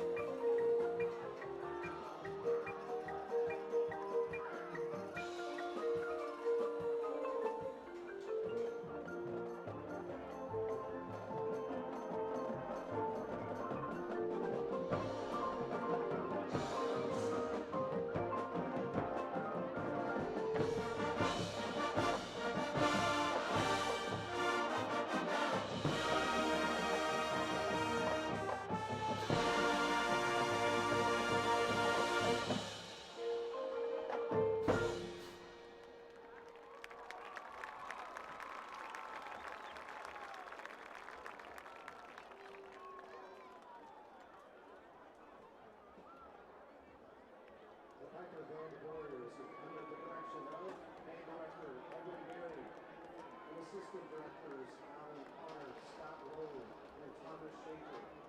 The cover bar was under the direction of John Arroyo. Federation Middle School Directors are Dave Green and Kendall Tucker. Join a winning team with the Davenport Wolves and Bobcat of San Antonio. Our team has the parts. Our team has the service. Our team has the rentals. Our team has new equipment sales. And we got the best lineup of compact and grounds maintenance equipment in town. For the equipment that builds our city and the team that brings us together, Bobcat of San Antonio and the Davenport Wolves are your winning combination.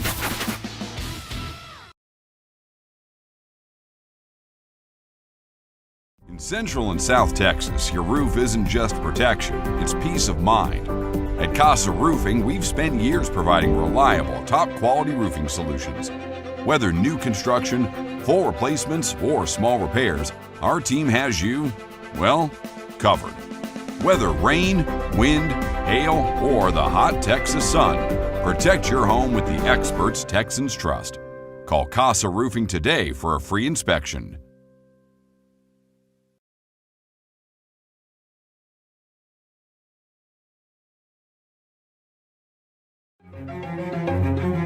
Life is yours to spend.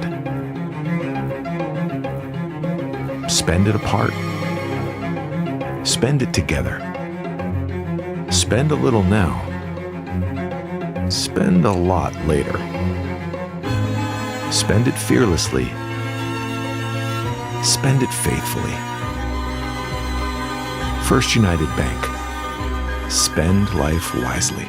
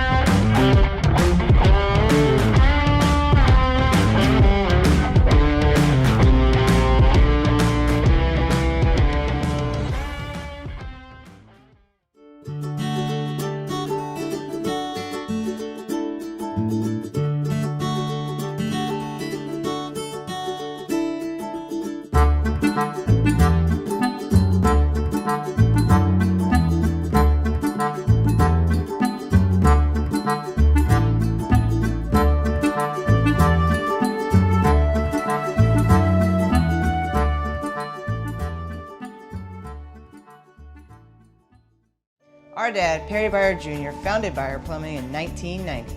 And today, we're still family owned and operated and have become the top plumbing company in our area. And the next generation of Byer boys will be ready for you. You can trust family-owned and operated Byer Plumbing to do the job right. Right now at Byer Plumbing, save $300 off any water softener system and water filtration system. Here today, here tomorrow. Just for the Byer boys!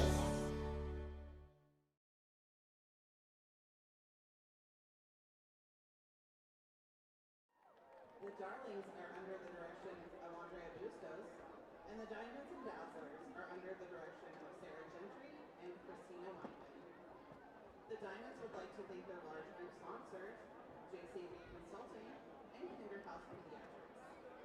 Tonight, they are performing their traditional routine to Lips Are Moving.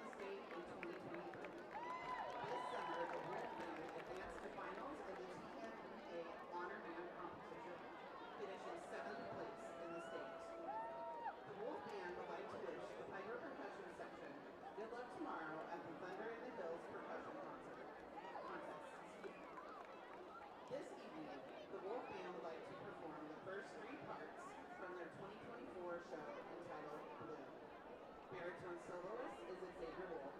Flute horn soloist is Caleb Atkins. Now presenting the Wolf Band's 2024 show entitled Blue.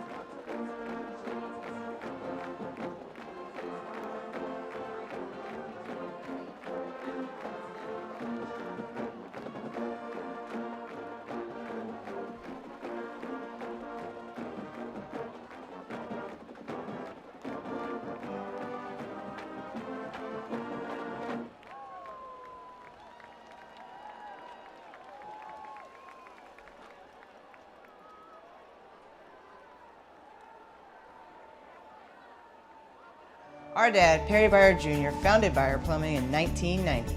And today, we're still family owned and operated and have become the top plumbing company in our area. And the next generation of Byer boys will be ready for you.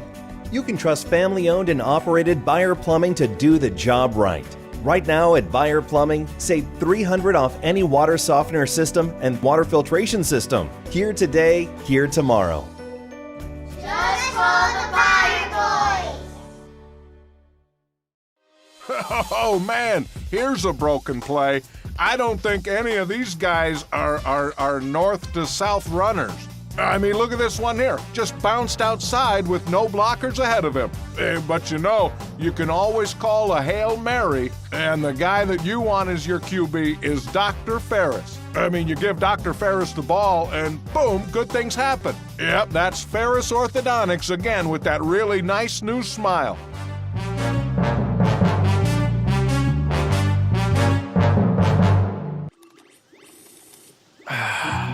Not the fun part of being a dad, but I have to speak to you about something that is concerning me. Concerning you? Yeah. Heard you and your mother talking about this Arlo fella, and Arlo? I wasn't eavesdropping.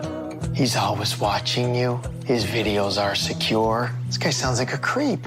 It's not. Your privacy is very important to me, and I think you need to make better decisions when it comes to boys. And this Arlo is not a boy that I think you should be dating. You're dating someone? Yeah, Arlo. I heard you guys talking about him. Arlo. Yeah. Dad, Arlo's the name of the new security cameras that we got from our service provider. We were talking about how great they are and how safe they make me feel. Arlo's not a boy. Well, that's a boy's name. Oh, boy. Ah, not a boy. Apparently, we just learned that. It's a camera. Named after a boy. Why don't you name it Peter?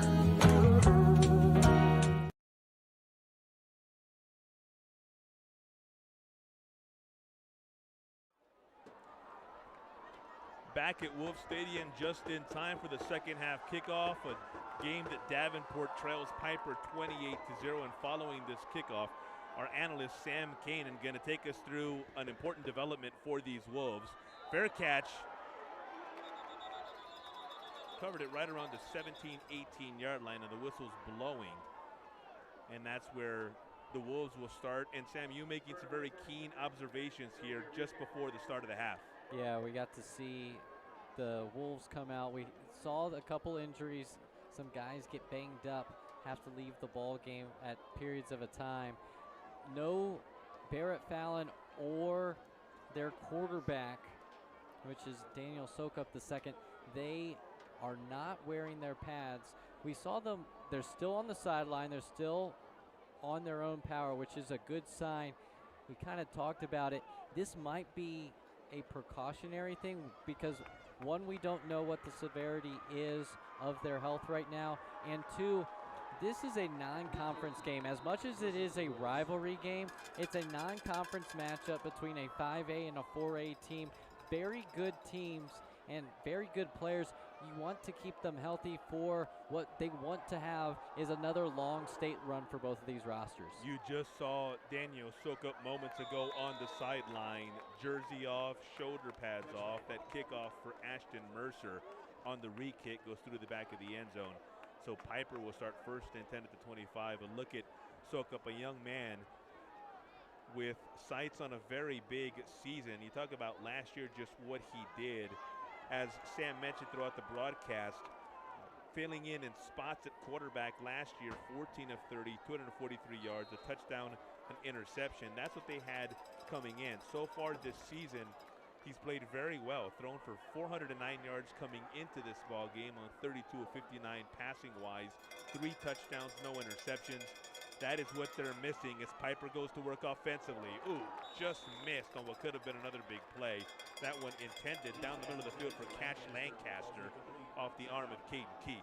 Yeah, he was wide open down the seam route, just a little bit behind on that pass as Tate Broadus is trying to recover. You put him on him in the numbers, he's running for 6. Sam mentioning the other half of that 1-2 punch missing for Davenport. Barrett Fallon also without the shoulder pads, no jersey. Get into how much you're going to miss him following this 2nd and 10 snap. Little pitch, ball on the turf, picked up by Hopper, and then the whistle blows. Yeah, it's called an incompletion because he was going forward there with it. And that's the new development with kind of these shovel passes. It's not a handoff anymore, because if you do have a mishap with handling it, it's a forward pass. It's an easier way to make sure, hey, we're not going to give a turnover, because if that's a handoff, that's fair game. That's fair game for Davenport. Right. 3rd and 10 for Caden Keith and his Pieper offense. Trips to his right, although Hopper, I should say, is set in tight. Comes around, gets the ball, carrying the pile. Often does. Doesn't quite get to the first down marker, so a 4th down. Unlike their first 2 possessions to begin the 1st and 2nd quarters, Pieper not able to capitalize on this drive with a touchdown. It's only the second 3 and out of this game. First one being a 3 and out to start the game for Davenport when they started out the first half with the ball. Now Pieper punts, and we'll see if Davenport, hey, you need a stop. Now you need a score to get right back into this one. Jalen Morrow back to receive the punt for the Wolves. Nice high spiraling kick, takes a bounce at the 36 of Davenport. That's where Morrow takes it inside his 30. Try to get to the corner, forced out of bounds. Samuel Campos, senior, listed as a running back along with his special teams duties among several Pieper defenders chasing Morrow out of bounds. That was a good return, because if he continues to let that ball bounce, it's going inside the 20 for Davenport. Instead, picks it up off the bounce, gets a good return. Now they'll start at the 40. In place of Sukup is the young man who took over late in that first half, a sophomore, Tredarian Daltrey, listed as a running back. He's number 20. Oh, wow. Okay, so the official indicating the ball was dead when it was recovered, so Davenport will start at its own 25, negating nice effort for Morrow. And I know he's saying get away by signaling don't field it, but he's saying get out of the way because the ball's hitting the ground. That's not a fair catch signal, so I don't like that call. Boston Hernandez making good use of his first touch of the night. First down yardage. Gets across the 40. 1st and 10 at the 41. Again, it's Hernandez. Again, some positive yardage. This time, maybe 4. Yep, they'll give it to him at the 45. Actually stepped back, so a gain of 3 at the 44. Starting to see Davenport go deep into the depth chart with Hernandez.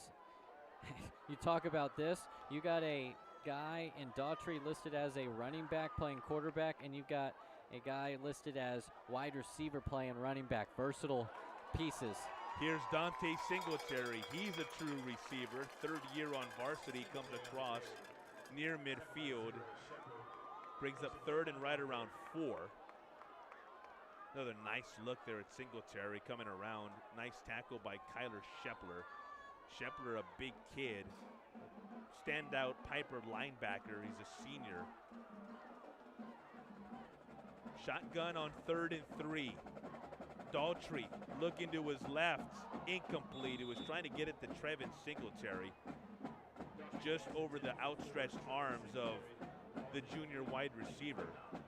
Jackson Hopper almost has his 2nd interception of the year. Had one against the Jags last week.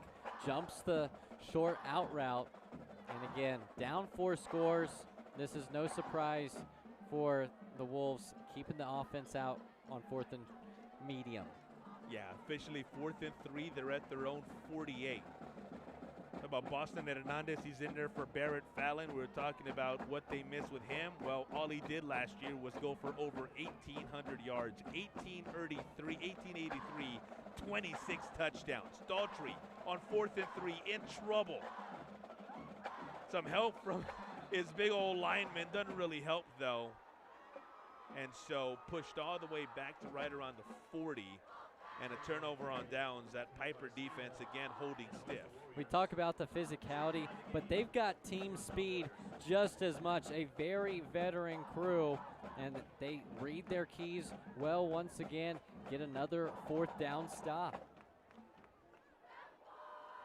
It's the 3rd time they've gotten the Wolves on 4th down. Yeah.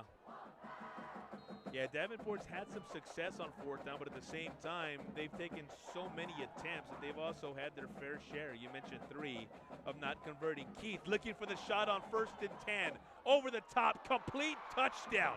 On the other end of that reception, it's Cash Lancaster, money for Cash. And Caden Keith continues to have just perfect touch with the long ball. Sudden change, goes for the post route, and Cash money. Write the check for 6. You can deposit it as well, right? 45-yard deposit. 9:02 remaining in the 3rd quarter, and Pieper just took a 34-0 lead. Point after still to come. Hold for Grindstaff. Andrew gets it down. And it's booted through.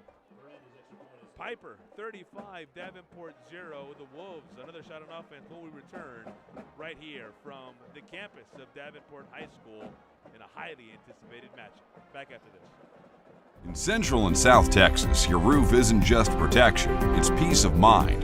At Casa Roofing, we've spent years providing reliable, top-quality roofing solutions. Whether new construction, full replacements, or small repairs, our team has you, well, covered. Whether rain, wind, hail, or the hot Texas sun, protect your home with the experts Texans trust. Call Casa Roofing today for a free inspection. Wolves Stadium celebrating over on the Pieper side of things, a packed house. Warriors fans, plenty of reason to celebrate. For Davenport, rough night that's got rougher as it's gone along because injuries to their top players, Daniel Sokup and Barrett Fallon, quarterback, running back, 1-2 punch, neither in the game, both leaving at various points of the 2nd quarter, both actually kind of later in the 2nd quarter. Fair catch for the Wolves. And because Jalen Morrow says, I'll take the fair catch, Davenport will start at its own 25. At this point, you get to see a little bit of the depth of Davenport. Just looking for positives, working on certain things. The result is not going to be there today, and that's okay. It's a non-conference game. You got one more non-district game, then you get into the thick of your schedule, trying to win district, and then the biggest goal that Coach J.D. Zimmer-Hansel wants is to get to state. Pass complete. No, incomplete. Dropped, had it momentarily. Caden Scott, the junior, the intended receiver. I think it's such an excellent point you make, Sam. For us, it's a fun mega matchup, right? I've referred to it several times throughout the broadcast because it does come with a lot of context to it, right? I mean, heck, Coach Zimmerhansel telling us before the game, state, that's our goal. We came a game short as Boston and Hernandez goes right for a couple yards. They're coming off the state semifinal. They have several key guys back. And so state or bust, it's that kind of mentality here at Davenport. One of those, so you've got a team looking with those expectations on one side. On the other side, you got a regional finalist who's got several key guys and explosive offensive players at that. You see them head-to-head in an early season contest, and it's fun. It's hype. Boy, that's going to be a good game. It's a different set of circumstances for these two programs, though, because it's not a district contest. Daughtry nearly picked, was almost picked. Davenport doing a nice job of making sure that was not an easy reception and then ultimately causing the incompletion. Playing a little defense on offense there. Lucky it was not a turnover. Trying to roll out Daughtry, find himself a passing lane, and a good hit there from Trevin Singletary, making sure number 5, Carter Norsworthy, did not get the turnover for the Warriors. But yeah, to your point, the funny thing about this matchup too is these are two very new programs. Each of them have only had a couple UIL sanctioned years. Both of them had outlaw years where they're playing JV teams, some varsity teams. Their first years, it was 2-8 record for Pieper, and then they go from that to 12-2. Yeah. You got Davenport in their first UIL sanctioned year. They go 10 wins and then best it with an 11-win season going to the state semifinals. And so, and we live in a world where you taste that success and you want more of it, and you want it now. And both of these teams have the talent to make that run and do it this year once again. Keith in shotgun formation, and as we all know in high school football, it's all about district. That's what gets you into the playoffs. As Keith goes to his left, goes past the line of scrimmage, so tucks, gain of maybe a yard. I think that's what they're going to give him depending on the spot.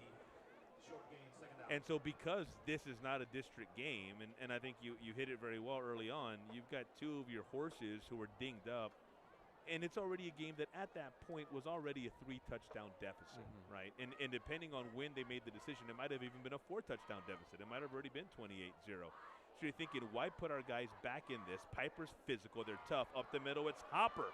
Cross midfield, still on his feet, finally brought down at right around the 42-yard line. I mean, this kid is electric.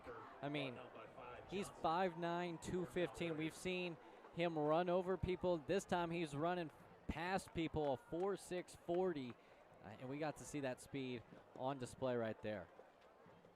1st and 10 at the 42 of Davenport. Shotgun, empty backfield as Hopper motioned out. Here's the screen. It's coming back. And that probably is going to come back. The ball's loose, although, depending on the spot, it might be Davenport ball. Ethan Palmer had it, then lost it. Great defensive play. Second turnover caused by the Wolves, and look who's on top of it, Trenton Evans-Williams. Young man who tends to find the ball often, and so because the penalty is on Pieper, here's the official call.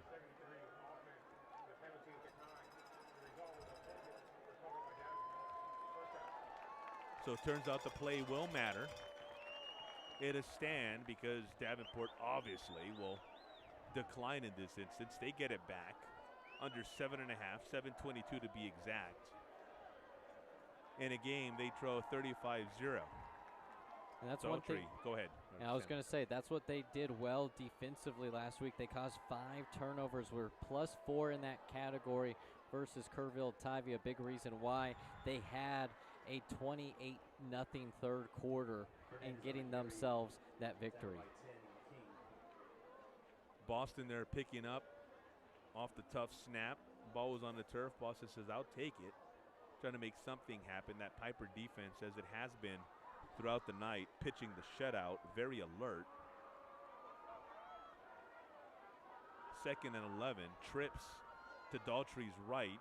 Hands. Hernandez, good lane up the middle, a big hole. Big enough that one of those 18-wheelers right here off of 281 could have gone through there. Yeah, got downhill quickly, and that's a big reason why. Good parting of the C between the right guard and the center. Good push up front. Under 6.5 we go. Daltrey, tough pass, risky, almost picked. Brady Ginley, this close to having his own highlight. It's the right read from Daughtry. Everyone crashes down on Hernandez, get it out to the flat. The only problem is you miss a block, and number 15 for Pieper, Brady Ginley, is right there looking for 6, just can't hang on to the ball.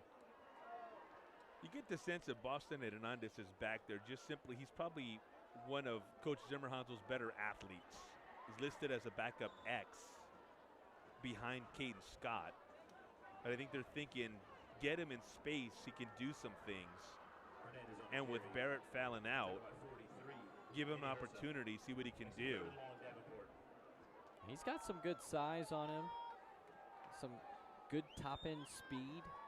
Just gotten to see that when he got downhill a few plays ago.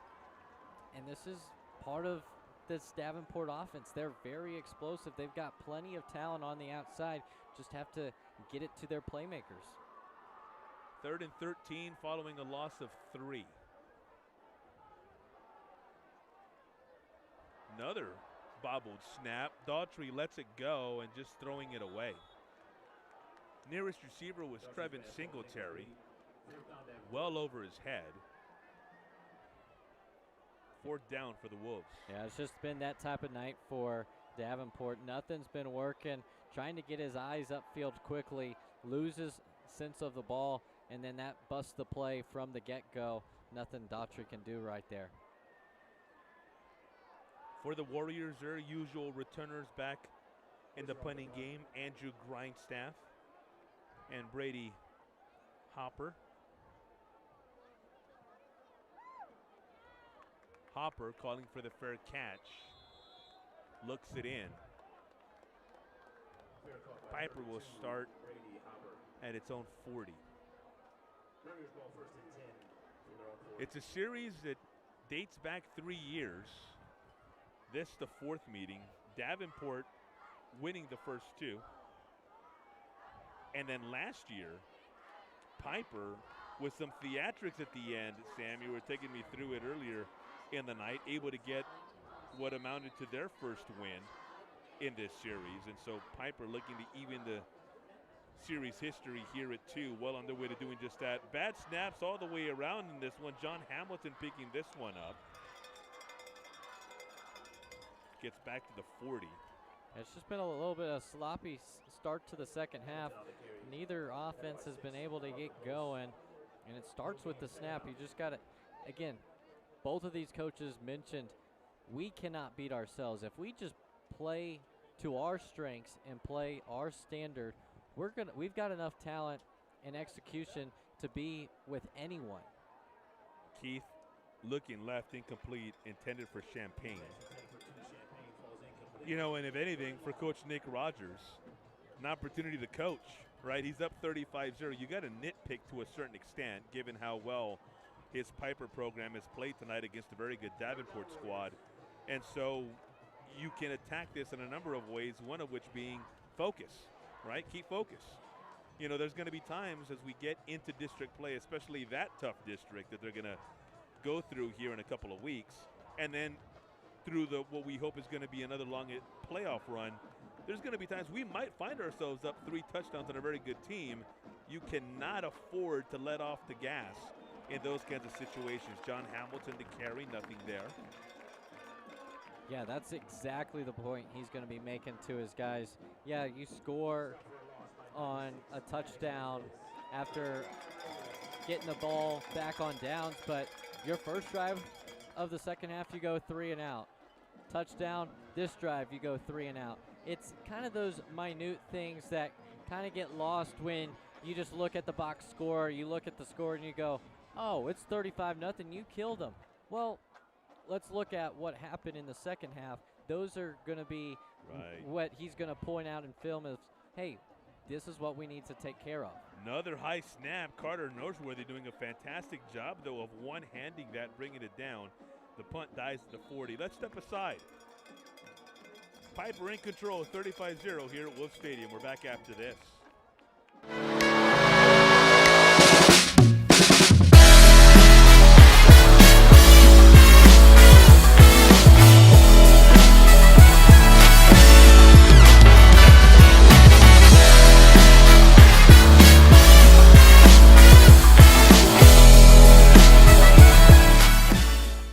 Hey Pieper Nation, I'm Dr. Daniel San Martin, your neighborhood board-certified orthodontist. My family and I live here in Kinder Ranch, and I have been proudly building Confident Smiles since 2012. We're excited to say that our new office is now located on Borgfeld Road. At San Martin Orthodontics, I personally see every patient at every appointment, and I'm the only doctor you'll see throughout your entire treatment. If your family needs orthodontic care, we'd love to earn your trust with a complimentary consultation. We hope to see you soon, and go Warriors!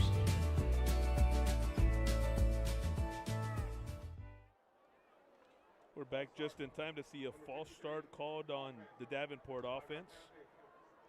But it's not the only infraction on a play that happened or a snap that happened as we were away. You see the unnecessary roughness penalty attached to Pieper, so 15 yards. That outweighs the false start for Davenport. So the Wolves will have it 1st and 10 at their own 49 with 3:40 remaining in quarter number 3. And those are going to be the talking points for Pieper is, hey, we got 5 free yards on the false start. There's no need to get the extracurricular. I know you're trying to finish the play. Handoff across midfield. The give to Trevin Singletary. Boston Hernandez still in the backfield. We do have a Davenport player on the field. It's the ball carrier Singletary. I gotta say, I'm very impressed with the front 7 of Pieper. I don't know what we have total now, but first half, this is a Davenport offense that likes to establish the run game to open up the pass game. We saw 31 rushes for the Wolves in that first half, 88 yards, and only 110 yards of total offense. You want to hear more about that when we come back from the break? Let's step aside. You're watching Davenport and Pieper right here at the campus of Davenport High School. Back after this.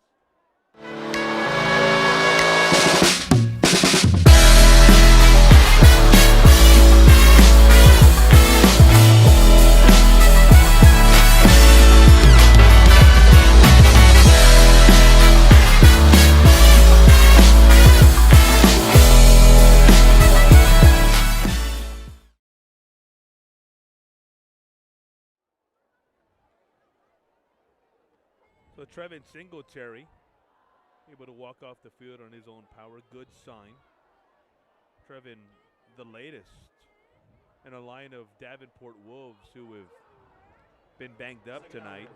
Daniel Sokup, the quarterback. Barrett Fallon, the running back, left the game in the first half. Both second quarter exits.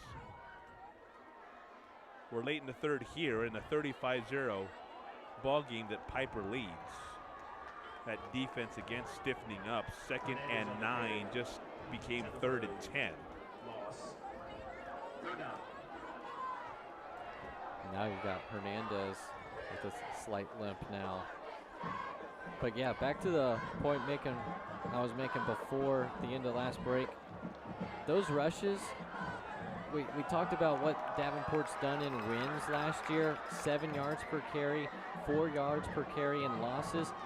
In that first half, they were only averaging 2.87 yards per carry, and it's probably even gone down even further because this rushing defense has been great. Oh my. Speaking of, right on cue, Sam. Carter Norsworthy saying, I'm going to time it out so that what Sam's saying comes with a visual. Right up the middle, Daughtry having no shot. Sophomore quarterback goes down, and 4th down coming up for Davenport. Now you understand the reason why that left tackle is so important. They bring that extra rusher with Norsworthy, and I mean Daughtry just saw it not coming whatsoever. Brickhouse right into the back. Lucky he's being able to walk off the field. Ashton Mercer, the punt, been a busy night for him. A dynamic Davenport offense held scoreless, but again, it bears repeating, even though it's been repeated several times, that they've been without their 2 best players since, I would say, sometime between the 3-4 minute break mark of the second quarter. Let's go to commercial break. When we come back, Pieper takes over. We're back after this. The Warriors up 35-0.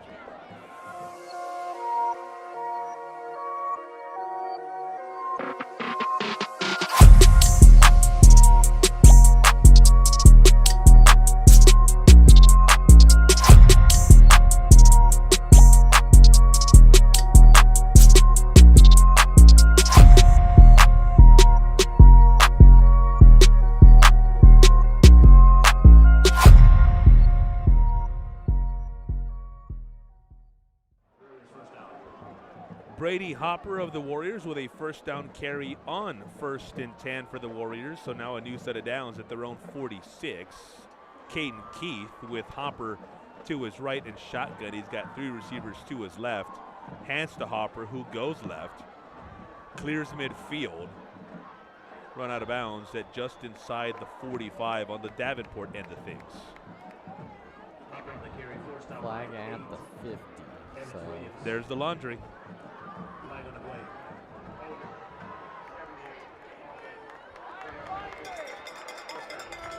Never mind. Holding penalty brings it back. Colton Green, the guilty party. They're at the right tackle position.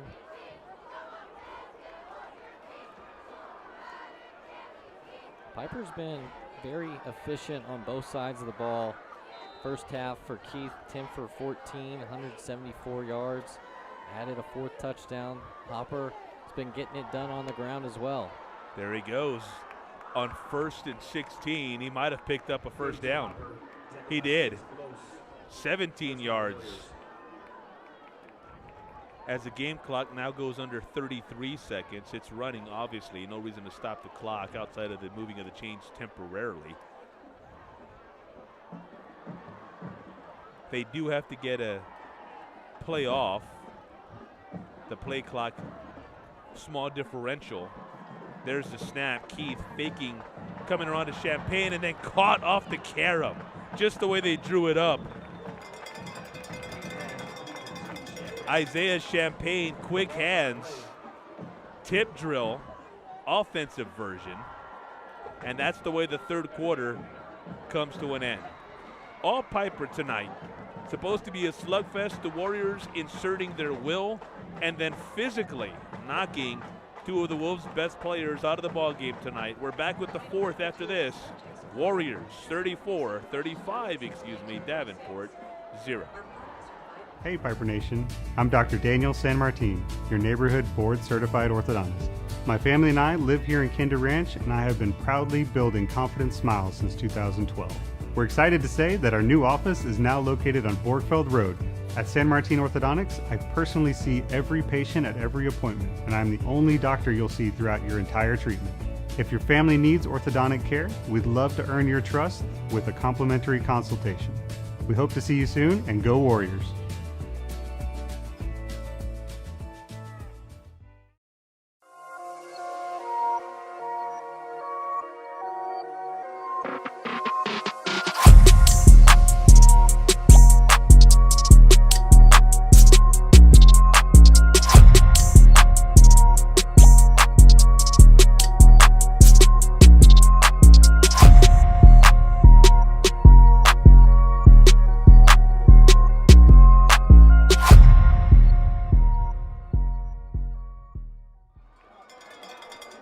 Start of the 4th quarter. Isaiah Champagne, the intended target on the first play of the final period. Off the arm of Caden Keith. Incompletion over the middle brings up 3rd and 19, at Piper's own 49.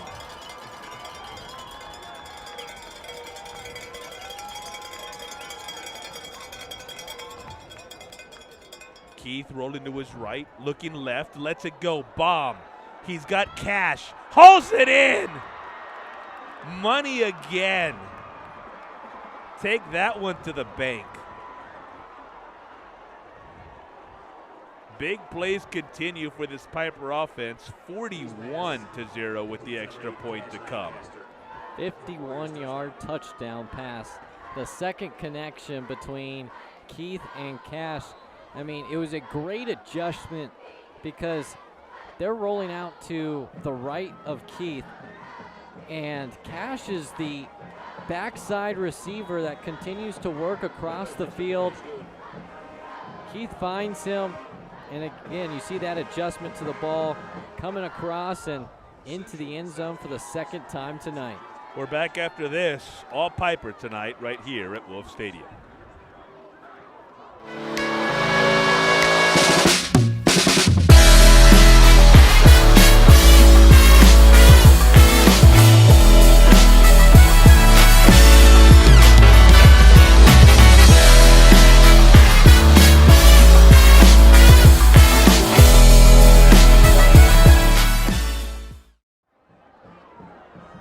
Davenport hit with another haymaker moments ago.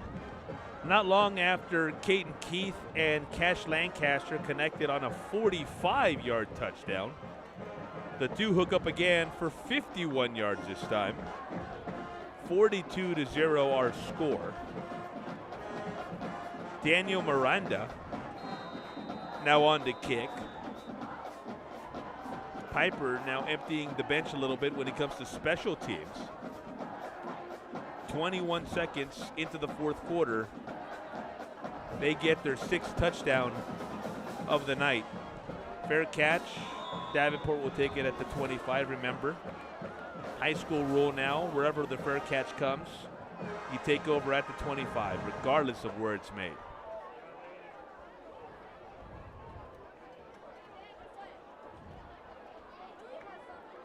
We're talking about the good start that this Pieper program had, Sam. We've talked at length about the wins against Bernie and Johnson to start 2024, right? Well, here's the thing about that win against Johnson is the Jags are not only one of the top 6A programs and top programs, period, in all of San Antonio year in and year out. But you could say, well, they lost Ty Hawkins. They're not the same team. As Daltrey comes out, nice completion. Little curl right for Dante Singletary. Dante gets past the 35 to maybe the 36. First down on 1st and 10, so the Wolves move the chains. But even without Ty Hawkins, that same Johnson team that Pieper beat last week was able to knock off Judson in the season opener this year. And as we all know, Judson, you can say what you want about, they're not the Judson of old, but Judson is still very, very good year in and year out. So Johnson was able to beat that Rockets program, ball on the turf, and because his knee was down, as Daltrey recovered, the play blown dead. So even with taking that into account, Johnson was able to beat Judson. Well, that's the same 6A program that Pieper beat.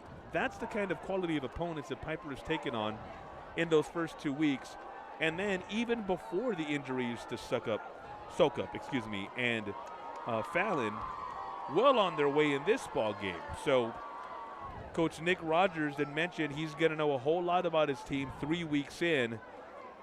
I think it's safe to say he's very happy with the results to this point, nitpicking aside. Boston Hernandez to carry, they're going left. Yeah, I mean, you look at it, and you have probably the 3 toughest, at least from the schedules I've seen, 3 very quality non-district opponents. Yeah. And you're in one of the tougher districts already in Region 4 because you look at it, we've talked about it a little bit. Smithson Valley, that game on September 27th, I know where you'll be. That will be probably to figure out who is the district champion because Pieper and the Rangers were picked 1-2 in that district, but don't sleep on Wagner in your district opener. And then New Braunfels coming down from 6A to 5A. You think they're going to have a little bit more spark and pizzazz, but even at the 6A level, the Unicorns were a very tough out. Right. Throwing Bernie Champion and MacArthur. So that's one of the tougher districts in 5A Division I. And, I mean, we're seeing why Pieper is so highly touted in Region 4. Punt away for Ashton Mercer. Good punt, usually the case. Ashton a good leg. Hopper with the fair catch. Warriors will start at their own 25, so almost like a kickoff on their end, although their defense pushing a shutout, so no such thing aside from the kickoff to start play at the beginning of the ball game. And to add to that, you know, Sam, in terms of what lies ahead for Pieper, what makes that game against Smithson Valley that much more fun is there's always that much more to it when it's two programs where the newer school took from the school that they're about to play. You see it with Judson Wagner. You know, you see it with Northside ISD, you know, O'Connor, you know, Sotomayor and Harlan taking from them. Brennan and Warren taken from Clark when they opened way back in the day. It's just always a different feel when the newer school is taking Champion and Bernie, is taking from the school that they're facing in that particular night's fantastic rivalry. And that's why this game meant so much for these communities, because the Battle of Cibolo Creek, these are the two newest schools in Comal ISD. It doesn't matter if one's 5A and one's 4A. They still play each other when it comes to select baseball, select basketball. Yeah. I mean, they go to the same churches, see each other at the grocery stores here and there. Yeah. And so these people know each other. They're friends when it comes to opposite sidelines, but inside those white lines, they're mortal enemies. You see number 16 on your screen. He's a new quarterback. First pass attempt is complete. Drew Driffle, senior, the backup to Caden Keith. Completion. Easton Springer, his first reception of the night. And then just continuing the conversation, Sam, I think you're dead on when you said you look at the Pieper's pre-district schedule. Bernie, Johnson, Davenport. The only one that comes to mind, and again, I'm trying not to be tunnel vision here because God knows, as much as I wish I had a memory like this, I don't have every single program's schedule right in front of me, nor do I have it memorized. It's a snap, the driffle, handoff comes left. Nice gain there. Samuel Campos, his first carry, as both teams now well into their benches. Campos getting near midfield, 2nd and 2. With those three to start, the only program that I can think of that had a similar start was maybe Reagan, starting with Brennan and then playing Steele. Because I think those three top teams, Reagan, Brennan, and Steele, were, by any account, the three best 6A programs in Greater San Antonio. Campos again up the middle, first down yardage as he gets into Davenport territory. Dragging defenders, no whistle, there it is. So they'll spot it at the Davenport 44. So, maybe facing those two juggernauts to start, maybe that compares. But outside of that, name me a team that's faced the likes of Bernie, Johnson, and then Davenport to start. And oh, by the way, they play in one of the toughest 5A districts in all of Texas. I don't know. I'm looking at Reagan's schedule right now. They're in a dogfight with Temple, and I don't know much about Temple, but they're giving the Rattlers everything they can handle, 14-13 midway through the third. But yeah, I mean, you look at it, a 4A Bernie team that it's now 5A, correct me if I'm wrong, and they were state championship game in the thick. Just 2 years ago, yeah. 2 years ago. And playoff season again last year. Yes. Johnson's with always several guys back. Johnson's in the playoffs year in, year out. They're just looking to break it into getting into a deep playoff run first time since Hunter Ritteman, who's now at UTSA, was the quarterback with Coach Ritteman, who's now at Alamo Heights. And talk about having a team. The Alamo Heights team, they've got one of the most prolific players in all of 5A with the Mules. Yeah, Michael Terry. And then, like you said, come back to Davenport in 4A Division I.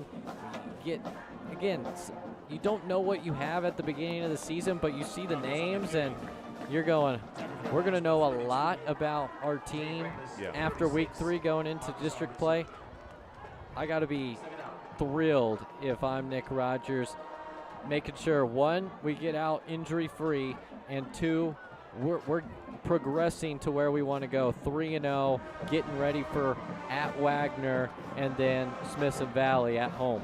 Samuel Campos, a couple of carries on the last plays, a first down pickup followed by a loss of 1 on this latest one. Actually, officially no gain, 2nd and 10, pass incomplete. Again, they were looking for Easton Springer, unsuccessful on this one, unlike on their first attempt. 3rd and 11 for this Pieper offense. The clock stops at 4:36. And to your point, Sam, I think Temple, I'm not going to pretend to be a statewide savant here, but Temple usually a very good program. You would think that holds again this year, and thus the close game with Reagan. On 3rd and long, pass completed, then the hit. Bring in the wood, big hit for Eric Singletary. Saying this game may be over in terms of the score and what's left in it, but the game's not over yet officially. Yeah, you gotta play till it hits triple zeros, and that's a good play. There's a reason why he's an all-state player. He's gonna play every single play like it's his last, and doesn't matter what the scoreboard says, he plays to a standard, and saw right there, laying the wood. 4th and 3, Pieper gonna go. Too close for a punt. Maybe want to give their offense some reps. A new running back into the game lining up is Beckup Kidd. And let's take a break as the action does. We're back after this. Pieper, all Warriors tonight here at Wolf Stadium. Hey Pieper Nation, I'm Dr. Daniel San Martin, your neighborhood board-certified orthodontist. My family and I live here in Kinder Ranch, and I have been proudly building Confident Smiles since 2012. We're excited to say that our new office is now located on Borgfeld Road. At San Martin Orthodontics, I personally see every patient at every appointment, and I'm the only doctor you'll see throughout your entire treatment. If your family needs orthodontic care, we'd love to earn your trust with a complimentary consultation. We hope to see you soon, and go Warriors!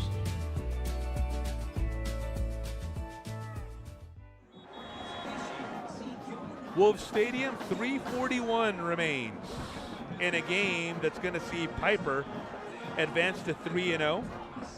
Davenport will suffer its first loss. Talked so much before the break about Piper's first couple of games. Impressive wins by the Warriors to start their season. 32-15 over Veterans Memorial. 52-34 at Tybee. 4th down, they're going to go as Pieper from their own 25, and I don't think they got it.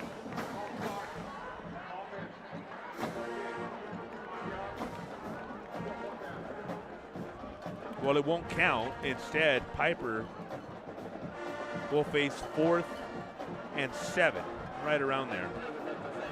4th and 8, because it was 4th and 3.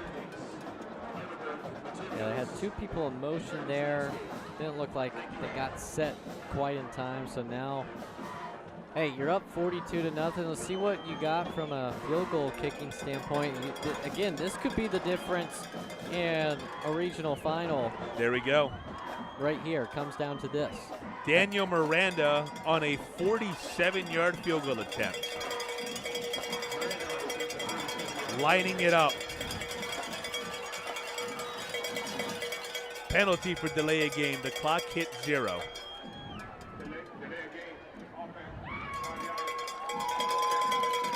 Something else that Coach Nick Rogers can harp on afterwards. Couldn't get the field goal attempt off in time. Didn't want to spend another timeout after back-to-back plays. Well, it now becomes, maybe he's just putting Miranda on the spot even more, because this is now a 52-yarder. He's got a little wind at his back, but we'll see. 52-yard attempt for Daniel Miranda. Slips. And this one's returnable. That's a live ball. Something else that Nick Rogers can harp on. Pieper totally fell asleep, and it cost them the shutout. Guess who? You said it moments ago, Sam. He's going to play till that game's over. Eric Singletary, All-State, showing you why right there. Heads up all the way when everybody else, at least on the Pieper side, fell asleep. Davenport finally has got something to smile about.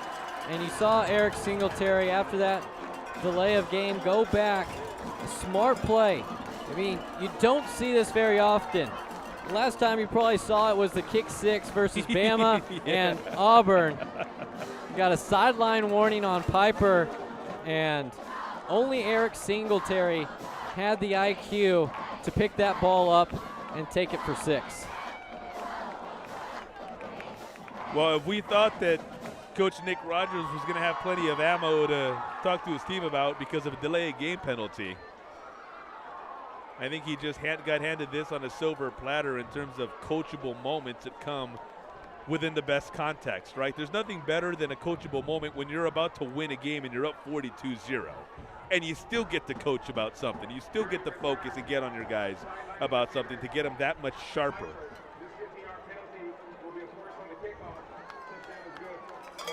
So excessive celebration, it looked like. The sideline warning. They had a couple coaches out on the field. Oh, it's on Pieper. Yeah, gotcha. so they'll gotcha. They'll actually get to, I guess, do the onside kick from almost the Piper side. I got to rely on your young ears, Sam. Sometimes mine don't hear as well. First extra point for the young man who's been very busy from a punting standpoint. Ashton Mercer goes through. 42-7. Let's take a break. 3:14 to go. When we come back, what we think will be the conclusion of a fun night, at least on the Piper side of things. We're back after this.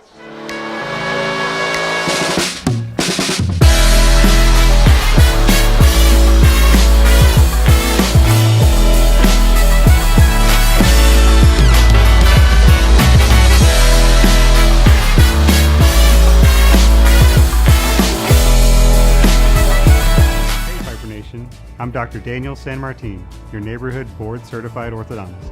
My family and I live here in Kinder Ranch, and I have been proudly building confident smiles since 2012. We're excited to say that our new office is now located on Borgfeld Road. At San Martin Orthodontics, I personally see every patient at every appointment, and I'm the only doctor you'll see throughout your entire treatment. If your family needs orthodontic care, we'd love to earn your trust with a complimentary consultation. We hope to see you soon, and go Warriors!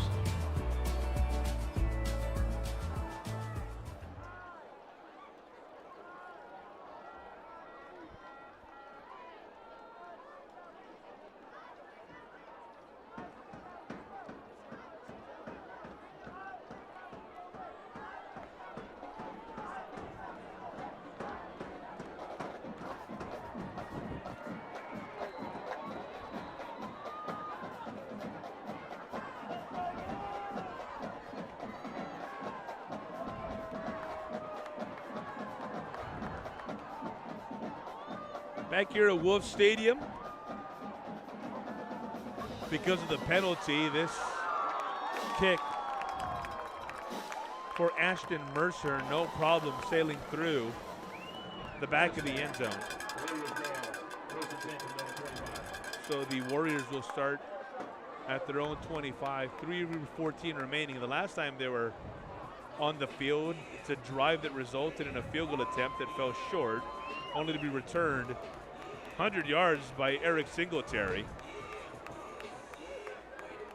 Bringing us to where we are now, 42-7. Davenport avoiding the shutout. Now, the Piper defense still pitching the shutout, but in terms of the scoreboard, not going to show up that way.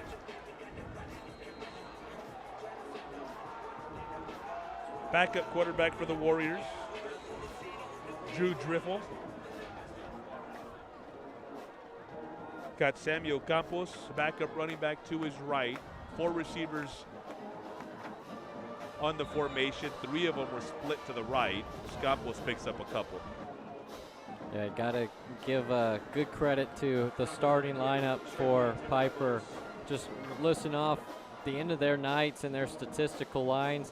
Caden Keith, 14 for 22, 248, 5 touchdowns. Did throw 1 interception. I mean, he had 4 touchdowns in their opener versus Bernie. He only had a rushing touchdown versus Johnson. Made up for it this week with 5 TD touchdowns, 2 to Lancaster, both being the only touchdowns the Warriors had in the second half. Yeah, he spread it around. Brady Hopper got 1. Isaiah Champagne got 1. Evan Drake got another. Fantastic effort all the way around for Caden again. You talked about him spreading around 8 different receivers that he completed a pass to, having 4 with multiple receptions. You had 2 to Grindstaff for 87 yards. We talked about the 2 touchdowns to Lancaster, a 45 and a 51-yard touchdown. And then it was a quiet night for Mr. Champagne, their star wide receiver, but 5 catches, 42 yards, and a touchdown. That's still solid work for a guy that's going to be he's going to be bracketed and double and triple covered for a lot of this season with how athletic and explosive he is. Driftwell's pass complete there to Johnny Castro, getting his first reception. Handoff to Campos, penalty on the play. As we go and near a minute 30 left in the ball game. Yeah, it's funny with Isaiah Champagne is that he makes the most out of when he does touch the ball, doesn't he? When he does touch it, you're ready to explode. You're ready to get excited because he's ready to explode. And so you're right, not that many touches, but he didn't need that many.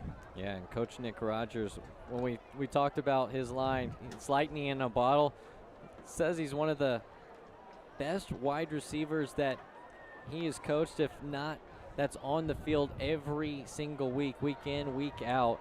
And so when you have that type of playmaker at your disposal, you're going to get the ball to him in a numerous of different ways. And today it was just the short routes and let him go to work. Let him have his fancy footwork, spin moves, juke moves, jump cuts, whatever it was, he was able to make it happen. Campos coming right, a little bit of a spin move. Gets to the 45. Go under 50 seconds, and the next snap should be the final one of the ball game.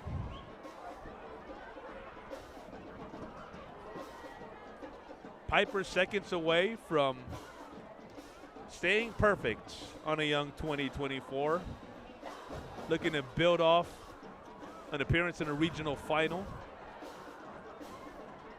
Caden Keith in charge at quarterback for what they hope is a long playoff run. Isaiah Champagne, Sam just mentioned him as a dynamic playmaker. Guys like John Hamilton in tow, and on the defensive side of the ball, guys who get to the ball in a front seven that is nasty.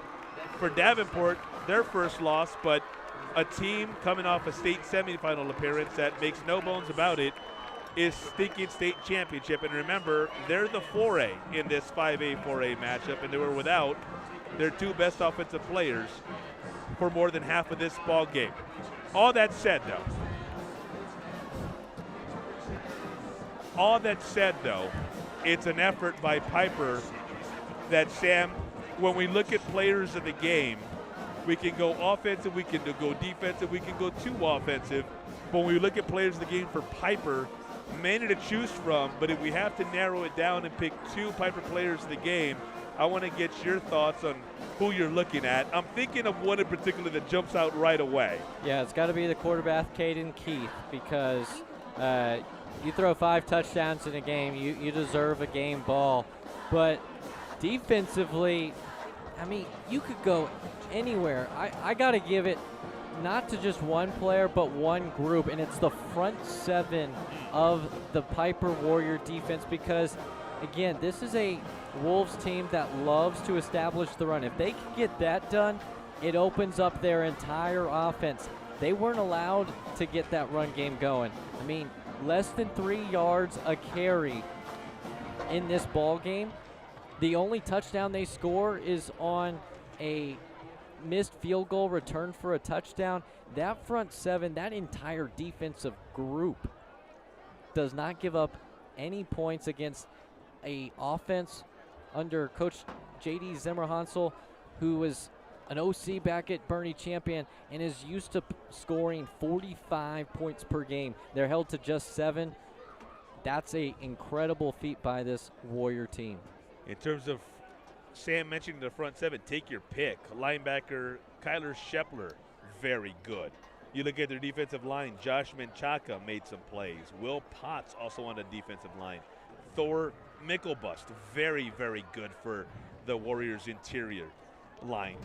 Just the lineup that up and down has so many guys who can make plays, and as Sam mentioned, so many guys who got to the ball. Nino Spino, another guy who got in on plenty of carries. and just all across the board from Leighton Springer and on, it's a group that very worthy of a collective defensive player of the game. Good call by Sam on a night in which Caden Keith comes out and throws 5 touchdown passes on the heels of just 2 weeks ago throwing 4 touchdown passes in a shootout win against Bernie. Sam, final thoughts on this game, a game that we talked about was highly anticipated, and when it was all said and done on this night, it's not indicative of what's going to happen throughout the rest of the season. We know that. We know Davenport's got a lot of wins and a bright future left in this season, but on this night, your thoughts? Yeah, we saw why Pieper is highly ranked in district as well as the entire state in 5A. They have a lethal defense that can stop the run and get after it when it comes to pressure, defending in the back end. And because that was the big question mark. You're losing your star linebacker, Caden Glass, last year. Who's going to step on the defensive end? We saw a lot of Warriors step up, and then you saw the offense. 9 offensive starters return. They continue to pick up where they left off. For Davenport, everything that they want to do is still in front of them. A district championship is still out there in front of them. They still got one more non-district game versus Del Rio to prepare. And then getting ready for state. They are the favorite in 4A Division I in Region 4. They have the chance to have that moment to get to state, to have that taste again. If they can stay healthy, if they get Barrett Fallon, Daniel Sokup fully healthy, we don't know the extent to what their condition is. They have all the talent, all the playmakers possible for another long state run. Very well said. For statistician extraordinaire Tony Kamen, for Sam Kamen, doing an awesome job, as he always does, with color commentary and play-by-play over with UIW football and across WIC Productions broadcasts. I'm Hector Ledesma saying good night. Great folks at WIC Productions doing fine job as always. We say good night on a night in which Pieper flexes that muscle. 42-7 the final over Davenport here at Wolf Stadium. Enjoy a fantastic weekend and have a great rest of your week. Good night, everybody.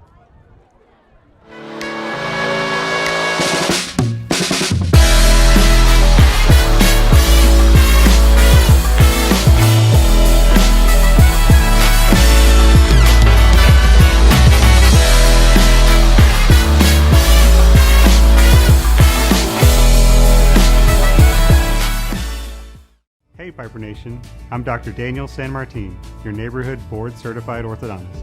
My family and I live here in Kinder Ranch, and I have been proudly building Confident Smiles since 2012. We're excited to say that our new office is now located on Borgfeld Road. At San Martin Orthodontics, I personally see every patient at every appointment, and I'm the only doctor you'll see throughout your entire treatment. If your family needs orthodontic care, we'd love to earn your trust with a complimentary consultation. We hope to see you soon, and go Warriors!